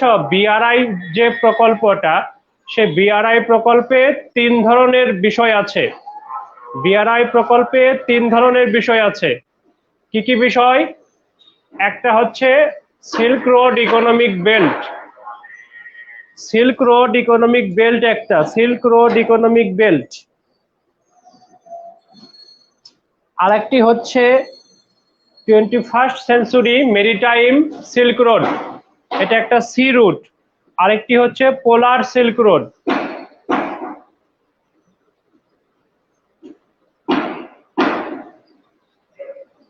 আমাকে কি শুনতে পাচ্ছ কিনা জানি না, আমি হচ্ছে যে হ্যাং হয়ে গেছি, আমার ফোন হ্যাং করছে দেখছি, আমি কোনো কাজ করতে পারতেছি না, আমি কমেন্টও দেখতে পারতেছি না। একটু ওয়েট করা ছাড়া আর কিছু করার নাই।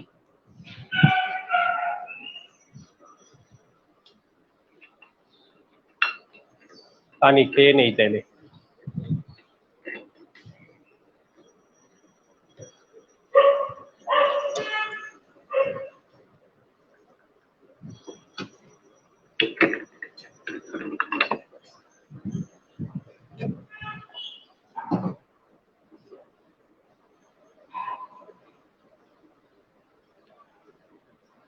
কি একটা অবস্থায় পড়ে গেলাম, মুসিবতে হ্যাং করছে।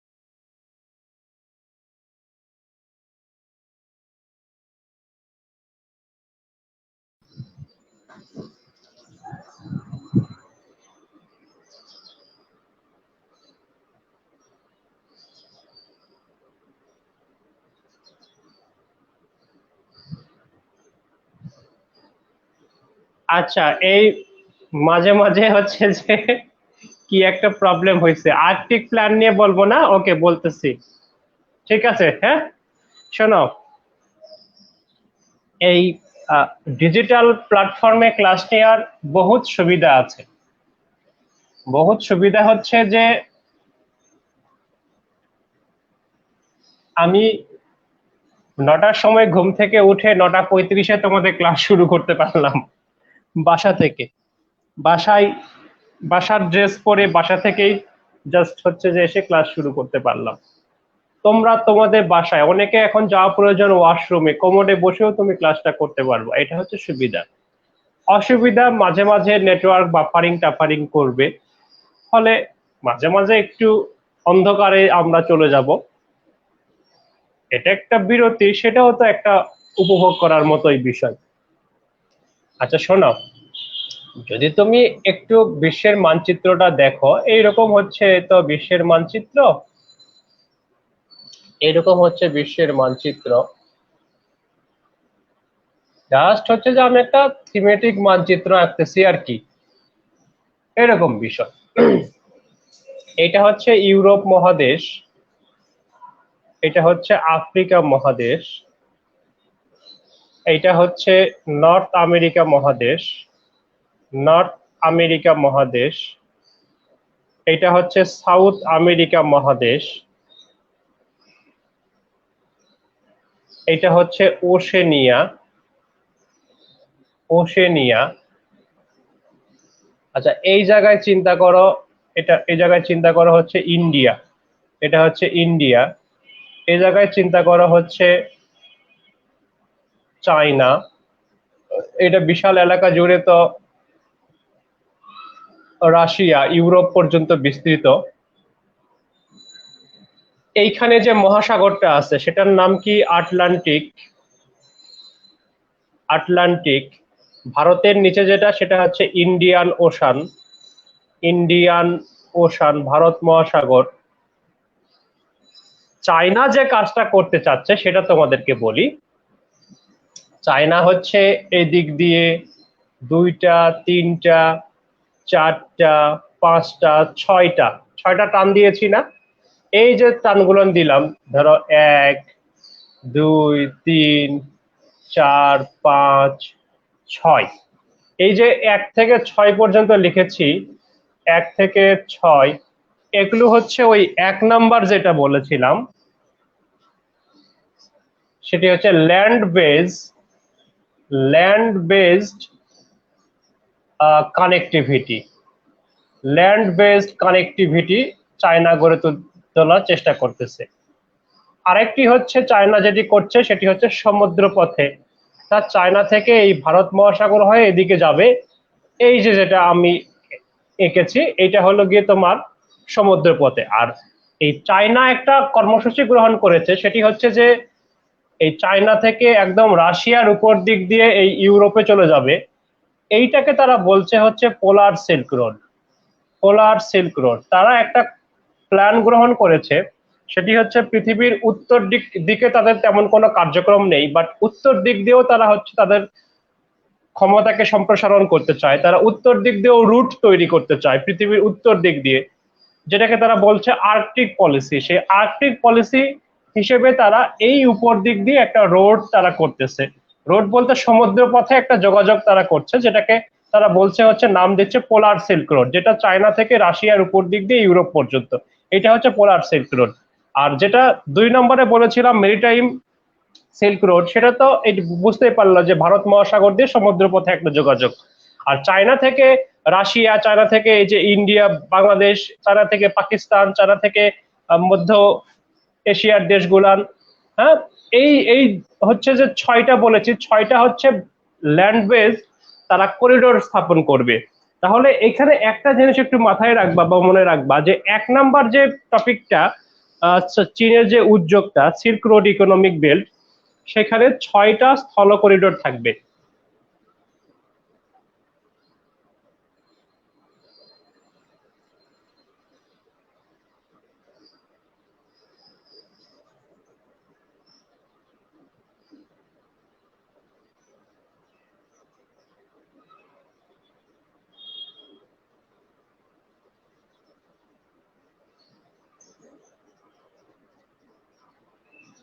ওকে,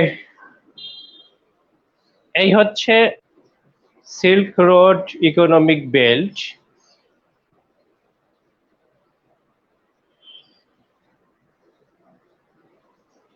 আচ্ছা, এখানে নিচে শুধু আর একটা তথ্য একটু লিখো, যেটা চীন রিসেন্টলি করলো, সেই তথ্যটা লিখে রাখো। নিচে লিখো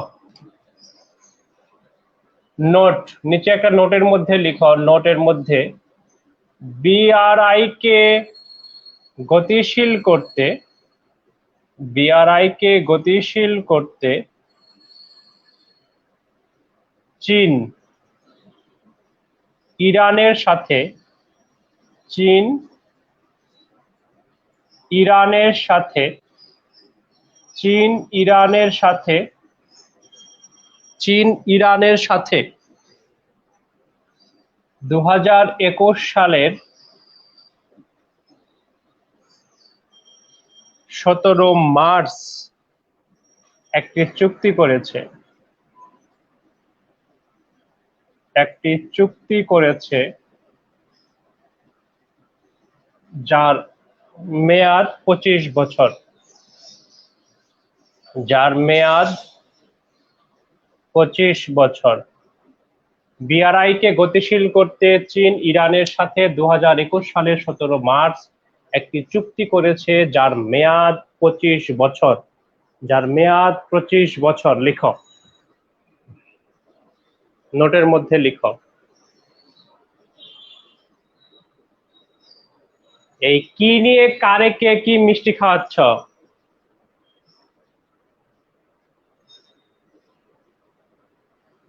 এগুলো কমেন্ট করলে তো আসল যে পড়ালেখা সংক্রান্ত কমেন্ট করা প্রশ্ন, ওইটা তো হারিয়ে যায়, তখন তো বুঝতে পারি না। বুঝো নাই?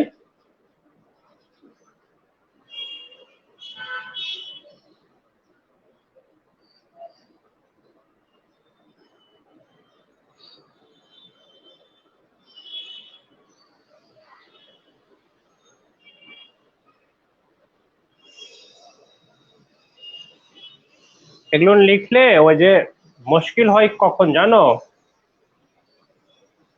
আমি প্রশ্নটা দেখতে পারি না, এই হলো বিষয়। আচ্ছা, আমরা চীনের যে বিআরআই পড়লাম, এটা তো চীনের কর্মসূচি। এই বিআরআইটার একটা উদ্দেশ্য হচ্ছে, বিআরআইটার উদ্দেশ্য হচ্ছে চীনের যে এখন সাম্রাজ্যবাদী চিন্তা, আমেরিকাকে ঠেকানো, পুরো বিশ্বের উপরে একটা নিয়ন্ত্রণ প্রতিষ্ঠা করা, খবরদারি প্রতিষ্ঠা করা, মোরালগিরি করা বিশ্বের উপরে, সেইটা করতে গেলে চীনকে আরো শক্তিশালী হতে হবে এবং বিশ্বব্যাপী একটা নেটওয়ার্ক বিস্তৃত করতে হবে। সেই নেটওয়ার্ক বিস্তৃত করার জন্যই চীনের এই BRI, belt and road initiative. কিন্তু আমেরিকার এটার জন্য এটা মাথা ব্যথার কারণ। ফলে আমেরিকা চীনকে ঠেকানোর জন্য বিভিন্ন প্ল্যান প্রোগ্রাম হাতে নিয়েছে। আমেরিকার বিভিন্ন সংস্থা আগেই সৃষ্টি করা ছিল, অনেকগুলো প্ল্যান প্রোগ্রাম বিআরআই এর আগেই আমেরিকা সৃষ্টি করেছিল, কিন্তু সেগুলো অনেকটা ম্রিয়মাণ ছিল, ইফেক্টিভ, অ্যাক্টিভ ছিল না। কিন্তু যেই বিআরআই চাঙ্গা হচ্ছে, বিশ্বের বিভিন্ন দেশ বিআরআই এ যুক্ত হচ্ছে, আমেরিকার কিন্তু তখন প্ল্যান শুরু হয়ে গেছে যে ইয়েস, আমাদেরকেও চীনকে ঠেকানোর জন্য নতুন নতুন প্রয়োজনে চুক্তি করতে হবে। যেমন অকাশ করলো তারা, আবার নতুন চুক্তি যেখানে করা প্রয়োজন নেই, পুরানো যে চুক্তিগুলো ছিল সেগুলোকে হচ্ছে যে ইমপ্লিমেন্ট করা, অ্যাক্টিভ করা, এই কাজগুলো আমেরিকা গ্রহণ করেছে। এবং আমেরিকা কিন্তু এখন ব্যাপক অ্যাক্টিভ চীনকে ঠেকানোর জন্য। এই যে আমেরিকা ব্যাপক অ্যাক্টিভ, এই যে অ্যাক্টিভিটি, এই অ্যাক্টিভিটি গুলো তারা করতেছে বেশ কয়েকটি জোটের মাধ্যমে, বেশ কয়েকটি অ্যালায়েন্সের মাধ্যমে। এটা কখনো তারা হচ্ছে যে সামরিক অ্যালায়েন্স গড়ে তুলছে, মিলিটারি অ্যালায়েন্স, কখনো তারা গড়ে তুলছে ট্রেড অ্যালায়েন্স, কখনো তারা গড়ে তুলছে ইন্টেলিজেন্স অ্যালায়েন্স। মানে যখন যে অ্যালায়েন্সকে ব্যবহার করা প্রয়োজন সেটিকেই তারা ব্যবহার করছে চীনের বিআরআই কে ঠেকানোর জন্য। ফলে এখন আমরা এই যে আমেরিকার উদ্যোগগুলো, এই আমেরিকার উদ্যোগগুলো একটু পড়ার চেষ্টা করব। এই আমেরিকার উদ্যোগগুলোর মধ্যে প্রথমে যেটি পড়াশোনা করব সেটি হচ্ছে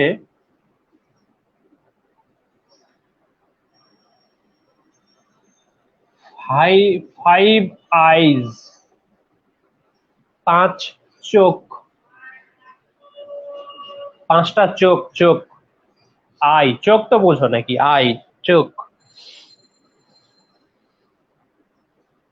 লিখো, এটি একটি ইন্টেলিজেন্স অ্যালায়েন্স, ইন্টেলিজেন্স অ্যালায়েন্স, এটি একটি ইন্টেলিজেন্স অ্যালায়েন্স। এটা কিন্তু সূত্রপাত অনেক আগে। লিখো, এর সূত্রপাত 1941 সালে আটলান্টিক চার্টারের মধ্য দিয়ে, আটলান্টিক চার্টারের মধ্য দিয়ে এর সূত্রপাত অনেক আগে। হ্যাঁ, 41 সালে আটলান্টিক চার্টারের মধ্য দিয়ে এর সূত্রপাত। লিখো, 1943 সালে স্বাক্ষরিত হয়, 1943 সালে স্বাক্ষরিত হয়, কি স্বাক্ষরিত হয় এটা মনে রাখবা, ইউনাইটেড কিংডম মানে যুক্তরাজ্যের সাথে United kingdom, United states, United states সংক্ষেপে হচ্ছে UK USA, UK USA, UK USA চুক্তি, ইউকে ইউএসএ চুক্তি, ইউকে ইউএসএ চুক্তি। লিখো, এখানে একটু ঝামেলা হয়েছে। হ্যাঁ, এটা 43 সাল না, 47 সাল লিখো। 1947 সালে স্বাক্ষরিত হয়, 47 সাল প্লেস করে নাও, যে USA, UK United states USA চুক্তি। তার নিচে লিখো, এই চুক্তিতে যুক্ত হয়, লিখো, এই চুক্তিতে যুক্ত হয়, এই চুক্তিতে যুক্ত হয়, এই চুক্তিতে যুক্ত হয় কানাডা, অস্ট্রেলিয়া ও অস্ট্রেলিয়া থাকলে আরেকজন যায় কাশবনে, কে সাথে? নিউজিল্যান্ড। হ্যাঁ, অস্ট্রেলিয়া নিউজিল্যান্ড। তাহলে দেখো কয়টা এবার দেশ হইল? 5টা। লিখো এই জোট 5 আইজ নামে পরিচিত। এই জোট 5 আইজ নামে পরিচিত। লিখো। এরা কি করে? এরা গোয়েন্দা তথ্য বিনিময় করে। হ্যাঁ, এরা হচ্ছে ইন্টেলিজেন্স একটা অ্যালায়েন্স, গোয়েন্দা তথ্য এরা হচ্ছে একে অপরের সঙ্গে বিনিময় করে, এইটা হচ্ছে এটার কাজ।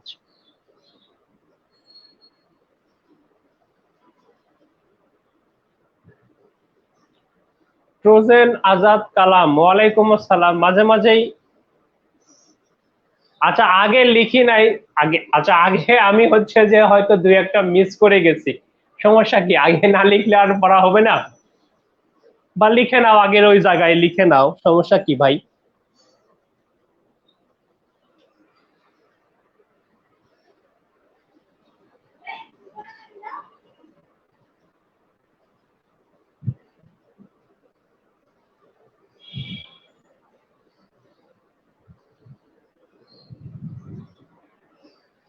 ঠিক আছে, বুঝছো তো? 5 আইজ এটা কি ধরনের জোট?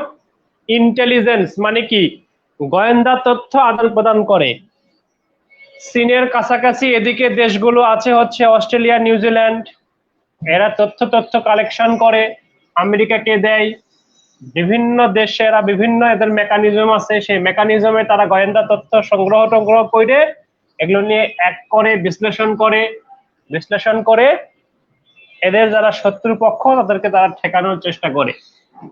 এখন তাদের একটা কমন শত্রু হয়ে গেছে চীন, ফলে তারা চীনকে ঠেকানোর জন্য এটা নিয়ে ব্যাপক উঠে পড়ে লেগেছে। খুব আলোচিত হচ্ছে এবার যেটি নিয়ে আলোচনা করব সেটি কোয়াড। অত্যন্ত আলোচিত একটি বিষয় হচ্ছে কোয়াড। এটা আলোচিত এতটা হইতো না, এটা আলোচিত হয়েছে হলো এরকম এই কারণে যে কোয়াড এটা একটা সামরিক জোট। এটা আলোচিত হলো যে কারণে সেটি হচ্ছে যে সাংবাদিকরা প্রশ্ন করেছে চীনের বাংলাদেশের যিনি নিযুক্ত রাষ্ট্রদূত তার কাছে। এটা চীনকে ঠেকানোর জন্য একটা সামরিক জোট। প্রশ্ন করেছে চীনের রাষ্ট্রদূতকে, যদি বাংলাদেশ এই সামরিক জোটে অংশগ্রহণ করে তাহলে চীন সেটিকে কিভাবে দেখবে? চীনের রাষ্ট্রদূত তখন বলেছে যে আমাদের সঙ্গে বাংলাদেশের সম্পর্ক ভালো, বাংলাদেশের ডেভেলপমেন্টে আমরা এখানে প্রচুর বিনিয়োগ করছি, যদি বাংলাদেশ সেখানে যুক্ত হয় তাহলে আমাদের সঙ্গে বাংলাদেশের সম্পর্ক খারাপ হবে, ফলে বাংলাদেশের এখানে যুক্ত হওয়া উচিত হবে না। এই কথাটা চীনের রাষ্ট্রদূত বলে ফেলেছে। সঙ্গে সঙ্গে এটা নিয়ে তোলপাড় শুরু। বাংলাদেশ সরকার বলতে গেল, তখন বলল যে এই চীনের রাষ্ট্রদূত আগ বাড়িয়ে কথা বললো কেন? আরেকটা বিষয় হচ্ছে, সেটি হচ্ছে যে তোমরা যখন রিটেন ক্লাস করবে তখন একটা টপিক পড়াশোনা করবে, ফরেন পলিসি অ্যান্ড ডিপ্লোমেসি।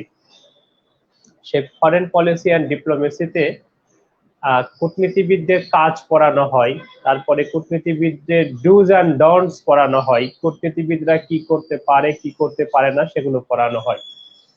তো এই কি করতে পারে কি করতে পারে না, কূটনীতিবিদদের কাজ কি, কূটনীতিবিদরা কি কি প্রিভিলেজ লাভ করে, এই বিষয়গুলো নিয়ে একটা চুক্তি আছে যেটার নাম হচ্ছে Vienna convention on diplomatic relations 1961। 1961 সালের ভিয়েনা কনভেনশন, কূটনৈতিক সম্পর্ক সংক্রান্ত। এই যে ভিয়েনা কনভেনশন, সেখানে 41 নম্বর আর্টিকেলে বলা আছে diplomat should not interfere to internal affairs of any receiving state, অর্থাৎ ডিপ্লোম্যাট যে দেশে চাকরি করতেছে, রিসিভিং স্টেট মানে যে দেশে তিনি অবস্থান করছেন, সেই দেশের অভ্যন্তরীণ কোনো বিষয় নিয়ে তিনি কোনো ইন্টারফেয়ার করতে পারবেন না, নাক গলাতে পারবেন না। যদি নাক গলান সেটি কিন্তু ডিপ্লোম্যাটিক নর্মসের বিরুদ্ধে যায়। সংশ্লিষ্ট দেশ তাকে রিকল করতে পারে, তলব করতে পারে, প্রয়োজনে তাকে বহিষ্কারও করতে পারে, অবাঞ্ছিত ঘোষণা করতে পারে, পার্সোনা নন গ্রাটা যাকে বলা হয় সেটিও করতে পারে। এটি বলা আছে ওই ডিপ্লোম্যাটিক রিলেশন সংক্রান্ত সেই আইনে। তো সেই আইনে এটা তো নিষিদ্ধ যে ডিপ্লোম্যাট অভ্যন্তরীণ বিষয় নিয়ে কথা বলবেন না। বাংলাদেশ কোথায় যোগ দিবে না দিবে এটা বাংলাদেশের অভ্যন্তরীণ সিদ্ধান্তের ব্যাপার, সেখানে তো চীনের রাষ্ট্রদূতের বলার কিছু নেই। কিন্তু তিনি বলে ফেলেছেন, যখন তিনি বলে ফেললেন তখন বাংলাদেশের পক্ষ থেকে তাকে রিকল করা হলো। রিকল করা মানে ডেকে আনা আর কি। রিকল করে তাকে বলা হলো যে তুমি এটা কেন বলছো, তুমি এটার একটা ব্যাখ্যা দিবা, কেমনি ব্যাখ্যা দিবা জানি না, তবে তুমি যে এটা বলতে চাও না এটা তুমি বলবা। তো তখন চীনের রাষ্ট্রদূত সাংবাদিকদেরকে ওই মিটিং থেকে বের হয়ে এসে বলল যে আসলে এটা নিয়ে আমি যে মন্তব্য করে যে ভাষায় যে কথাটা বলেছি ওইটা আমি বলতে চাই নাই, বাট আমি যেহেতু ইংরেজি জানি না, ভালো ইংরেজি জানি না আর কি, একটা কথা বলতে গিয়ে ইংরেজিতে আর একটা বলে ফেলেছি। বুঝছো, চীনের রাষ্ট্রদূতের এটা হলো ব্যাখ্যা। হ্যাঁ, যে কোয়াড নিয়ে যা বলেছি এটা আসলে আমি যা বলতে চেয়েছি তা বলতে পারি নাই, ওই ইংরেজি ভালো জানি না জন্য ভেবে বলে ফেলেছি। তো এই হচ্ছে বিষয়, বুঝছো। সেই কোয়াড আমরা পড়াশোনা করব এখন। কোয়াড একটা গুরুত্বপূর্ণ জিনিস।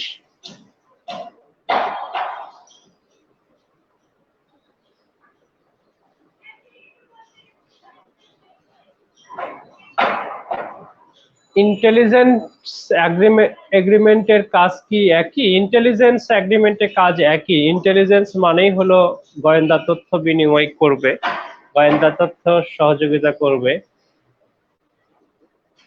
ভিয়েনা কনভেনশন কি? ভিয়েনা কনভেনশনে কি? আমি এটা বুঝি নাই, প্রশ্ন এটা। ওকে, আসো কোয়াড লিখি।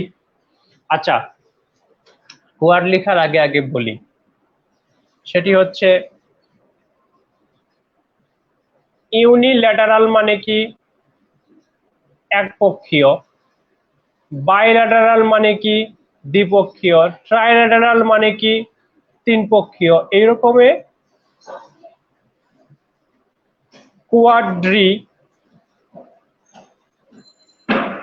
কোয়াড্রিল্যাটারাল মানে কি? চার পক্ষীয়। Quadrilateral security dialogue. এই কোয়াডের পূর্ণ রূপটা হচ্ছে কোয়াড্রিল্যাটারাল সিকিউরিটি ডায়ালগ। কোয়াড্রি মানে চার, তার মানে বুঝতে হবে এখানে চারটা দেশ আছে। হ্যাঁ, লিখো কোয়াড। কোয়াডের পূর্ণ রূপটা হচ্ছে quadrilateral security dialogue. Quadrilateral security dialogue. দেখো, এটি চারটি দেশের একটি সামরিক জোট। এটি চারটি দেশের একটি সামরিক জোট। আচ্ছা, সেই চারটা দেশ কে কে? ইউএসএ,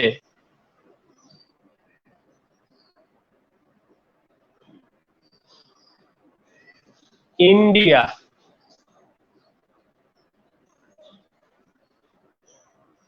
জাপান,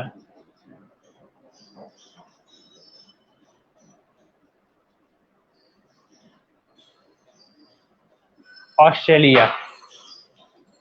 আচ্ছা বলো তো, অস্ট্রেলিয়া থাকলে কে সঙ্গে থাকে?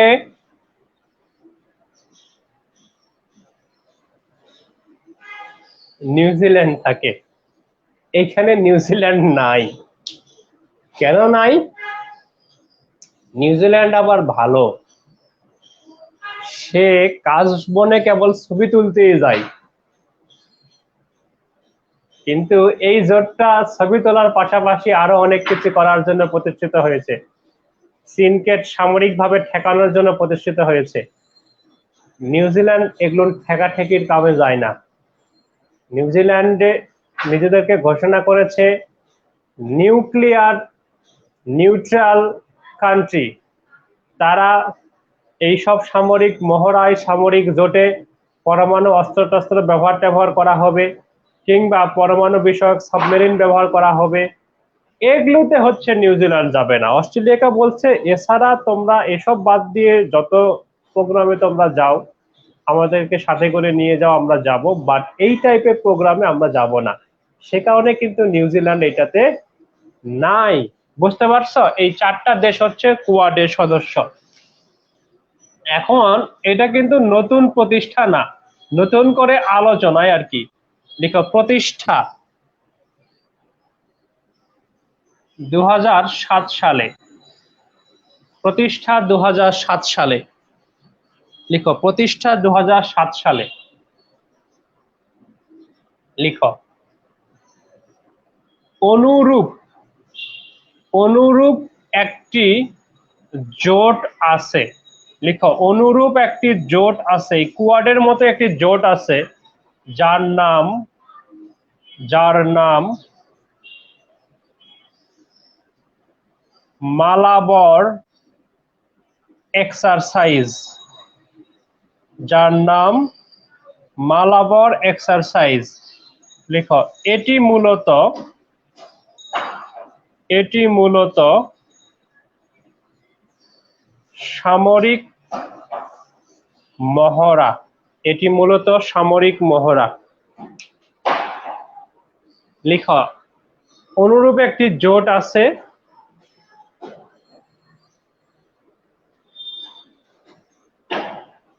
কোয়াডের ফুল মিনিং না বললাম আমি, কোয়াড্রিল্যাটারাল সিকিউরিটি ডায়ালগ।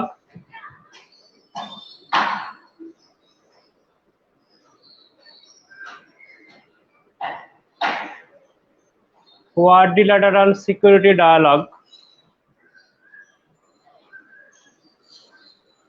আমি বলেছি যে কোয়াডের মতো অনুরূপ একটি জোট আছে, সেটি হচ্ছে কি মালাবর এক্সারসাইজ। মালাবর এক্সারসাইজ।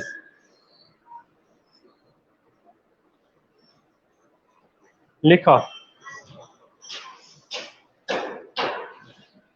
এখানে নিচে একটু লিখো মালাবর এক্সারসাইজটা কি, সামরিক মহড়া, এটা সম্পর্কে দুটো লাইন লিখি। 1992 সালে ইউএসএ ও ইন্ডিয়া এই মহড়া শুরু করে। 1992 সালে ইউএসএ ও ইন্ডিয়া এই মহড়া শুরু করে। কোন মহড়া? মালাবর এক্সারসাইজ। 1992 সালে ইউএসএ ইন্ডিয়া এই মহড়া শুরু করে। লিখো 2007 সালে তাতে যোগ দেয় জাপান। লিখো 2007 সালে তাতে যোগ দেয় জাপান।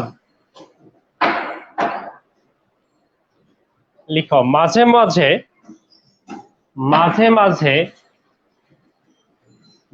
মাঝে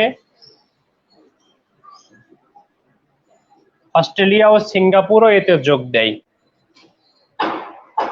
মাঝে মাঝে অস্ট্রেলিয়া ও সিঙ্গাপুরও এতে যোগ দেয়।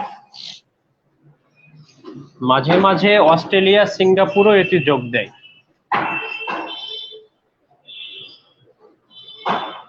বুঝছো?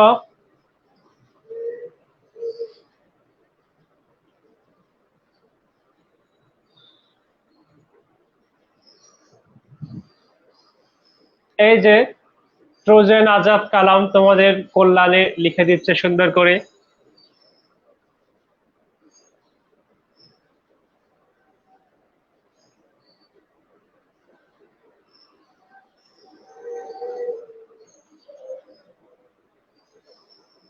কি চমৎকার একটা বিষয়, তাই না?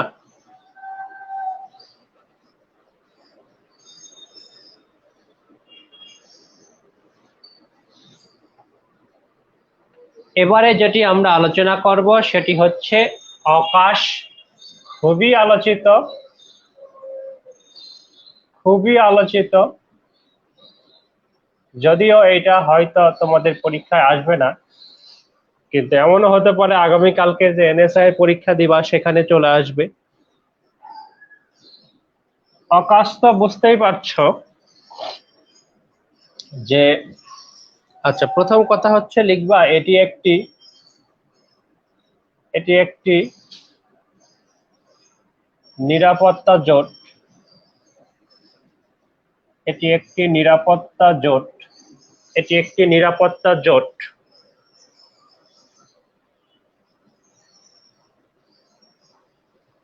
অস্ট্রেলিয়া,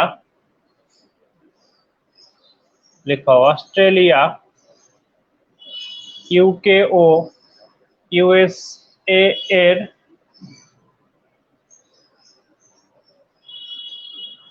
মধ্যকার জোট এটি। মধ্যকার জোট এটি। এই যে অস্ট্রেলিয়া থেকে এ নিচ্ছে, তারপরে ইউকে আর ইউএস এইটা নিয়ে কি করছে? অকাশ করছে, অকাশ। এইটা একদম রিসেন্ট গঠিত। লিখক গঠন 2021 সালের 15 সেপ্টেম্বর।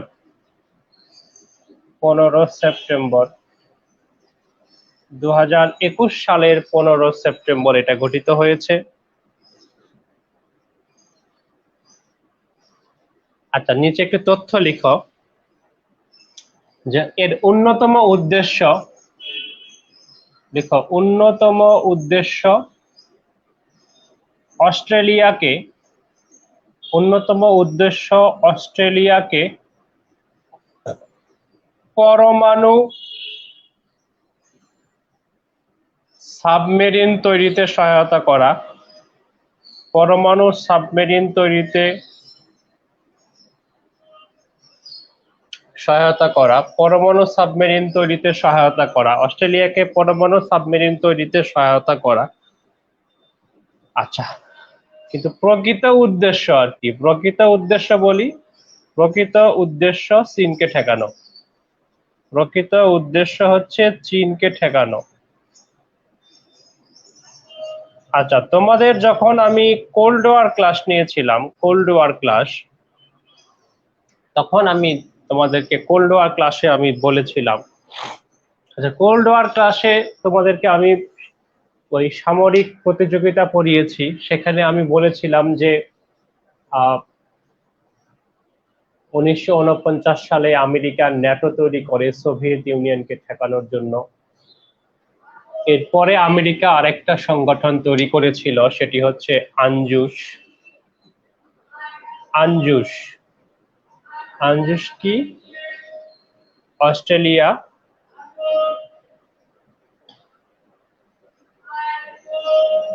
নিউজিল্যান্ড, ইউএস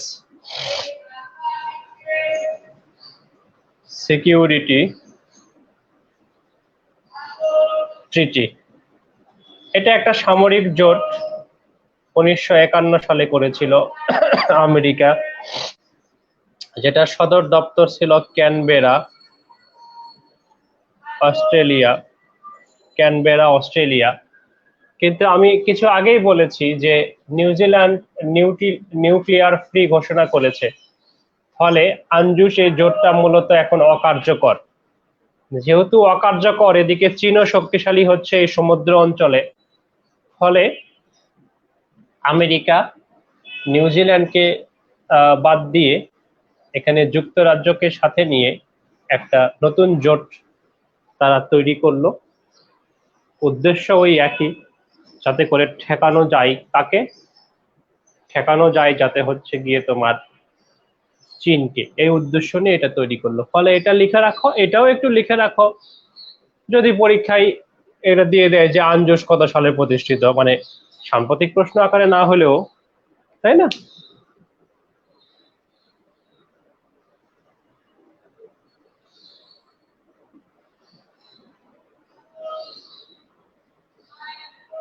নিউজিল্যান্ড গেল না আকাশে? যাবে না তো, আমি তো বলেছি নিউজিল্যান্ড এগুলোর কাজে যায় না।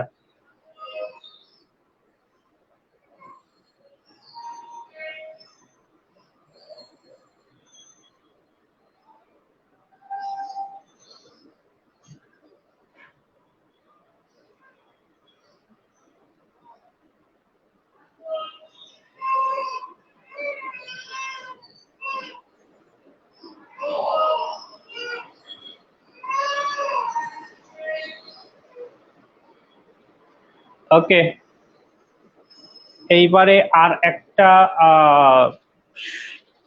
টপিক আলোচনা করে এই প্রথম দফার আলোচনাটা শেষ করে দিব আমি।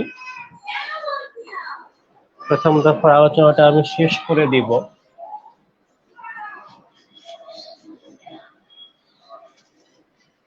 সেটি হচ্ছে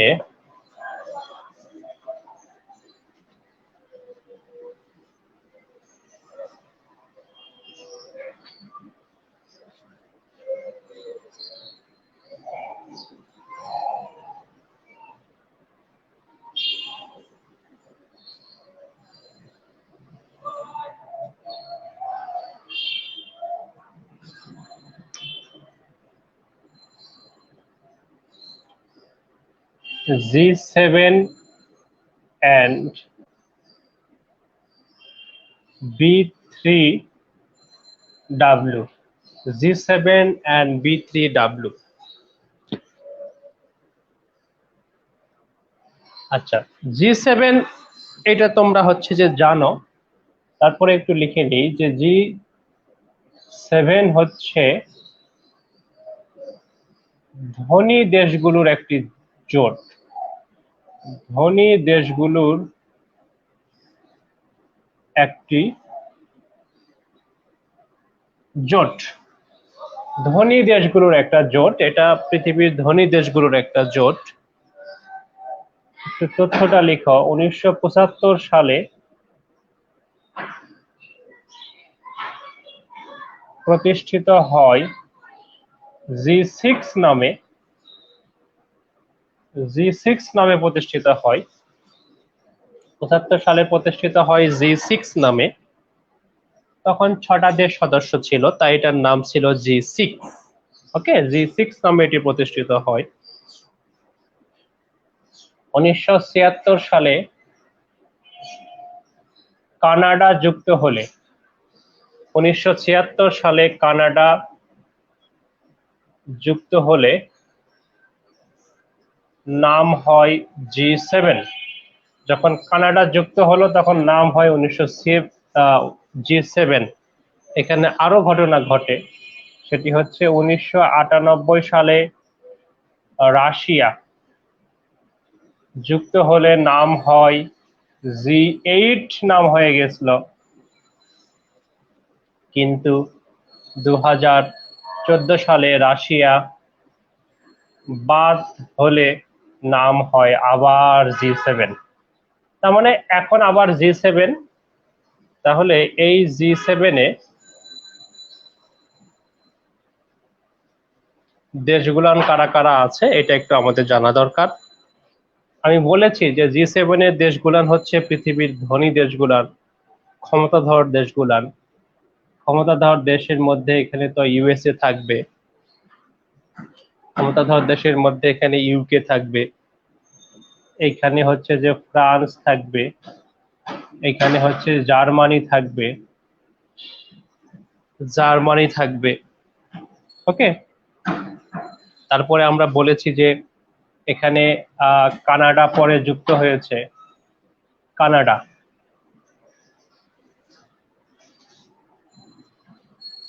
আচ্ছা, এই USA, UK, France, Germany, USA, UK, France, Germany, এরপরে হচ্ছে কানাডা। কয়টা হইল? ইতালি, জাপান, এই 7টা। হ্যাঁ, USA, UK, France, Germany, Italy, Japan, Canada. তাহলে প্রথম যে G6 হয়েছিল এই 6টা নিয়ে, আর পরে এটা এসে যুক্ত হয়েছে। হ্যাঁ, পরে এটা যুক্ত হয়েছে। তো এগুলো তো পুরানো তথ্য। আমরা বলেছিলাম যে কনটেক্সট থেকে অনেক সময় প্রশ্ন দিয়ে দেয়, রিসেন্ট একটা ঘটনা ঘটছে তার কনটেক্সট থেকে প্রশ্ন দিয়ে দেয়, সে কারণে এইভাবে আমরা একটু পড়াশোনা করতেছি। কিন্তু এইখানে একটা ঘটনা ঘটে গেছে যেটা অধিক গুরুত্বপূর্ণ আমাদের পড়ার জন্য, সেটিও 21 সালের জুন মাসের ঘটনা। তার মানে প্রশ্ন হওয়ার সম্ভাবনা এখান থেকে কিন্তু রয়েছে। সেটা হচ্ছে, লিখো 2021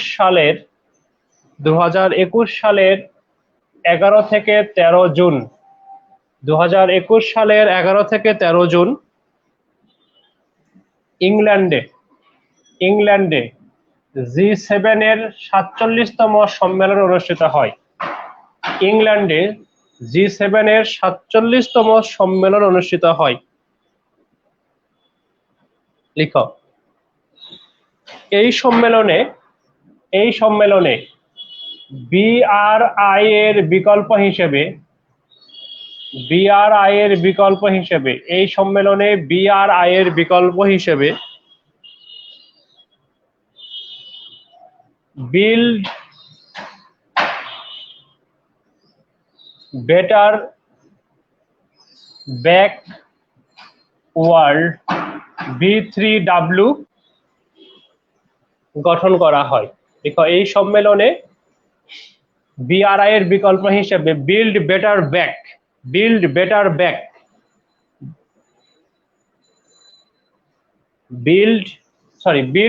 বেটার লিখবা প্লিজ। বিল্ড ব্যাক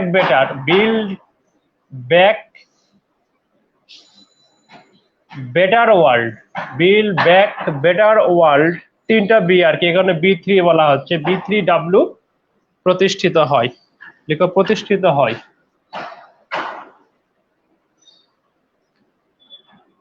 লিখো, উন্নয়নশীল দেশগুলোর 2035 সালের মধ্যে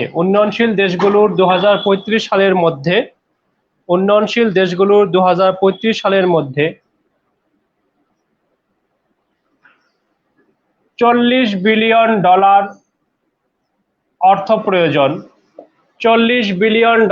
অর্থ প্রয়োজন অবকাঠামোগত উন্নয়ন খাতে। 40 বিলিয়ন ডলার অর্থ প্রয়োজন অবকাঠামোগত উন্নয়ন খাতে। লিখো, 40 বিলিয়ন ডলার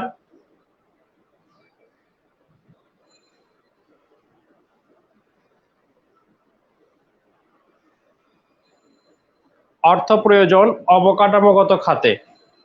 লিখো, G7 দেশগুলো এই অর্থ সরবরাহ করবে। G7 দেশগুলো এই অর্থ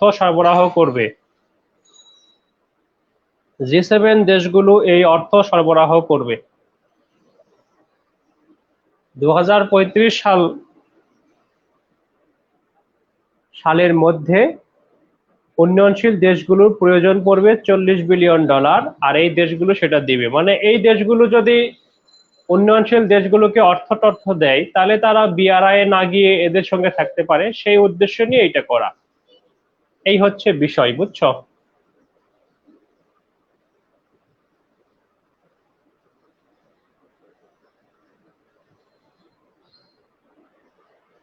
এই তো লিখে দিতে পেরেছে। তো থ্যাংক ইউ ভেরি মাচ। আমার আসলে আলোচনা এ পর্যন্তই আজকে। আমরা মনে হয় আজকে আবার 3টার সময় একটা ক্লাস করব, বাকি টপিকগুলো নিয়ে আলোচনা হবে। আর তোমাদেরকে অবশ্যই একটা PDF-ও দেওয়া হবে। সেটি হচ্ছে যে খুব দ্রুতই আর কি 10 তারিখ 15 তারিখের মধ্যে আর কি একটা PDF দেওয়া হবে, ছোট PDF, এই 10-15 পৃষ্ঠার মতো একটা PDF, ফলে পড়ে শেষ করা যাবে। তাহলে 3টায় দেখা হবে। ভালো থেকো সবাই।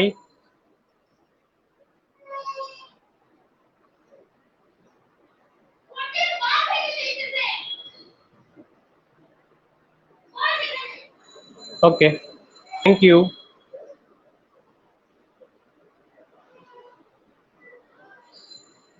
জি, বিকালে আলোচনা হবে।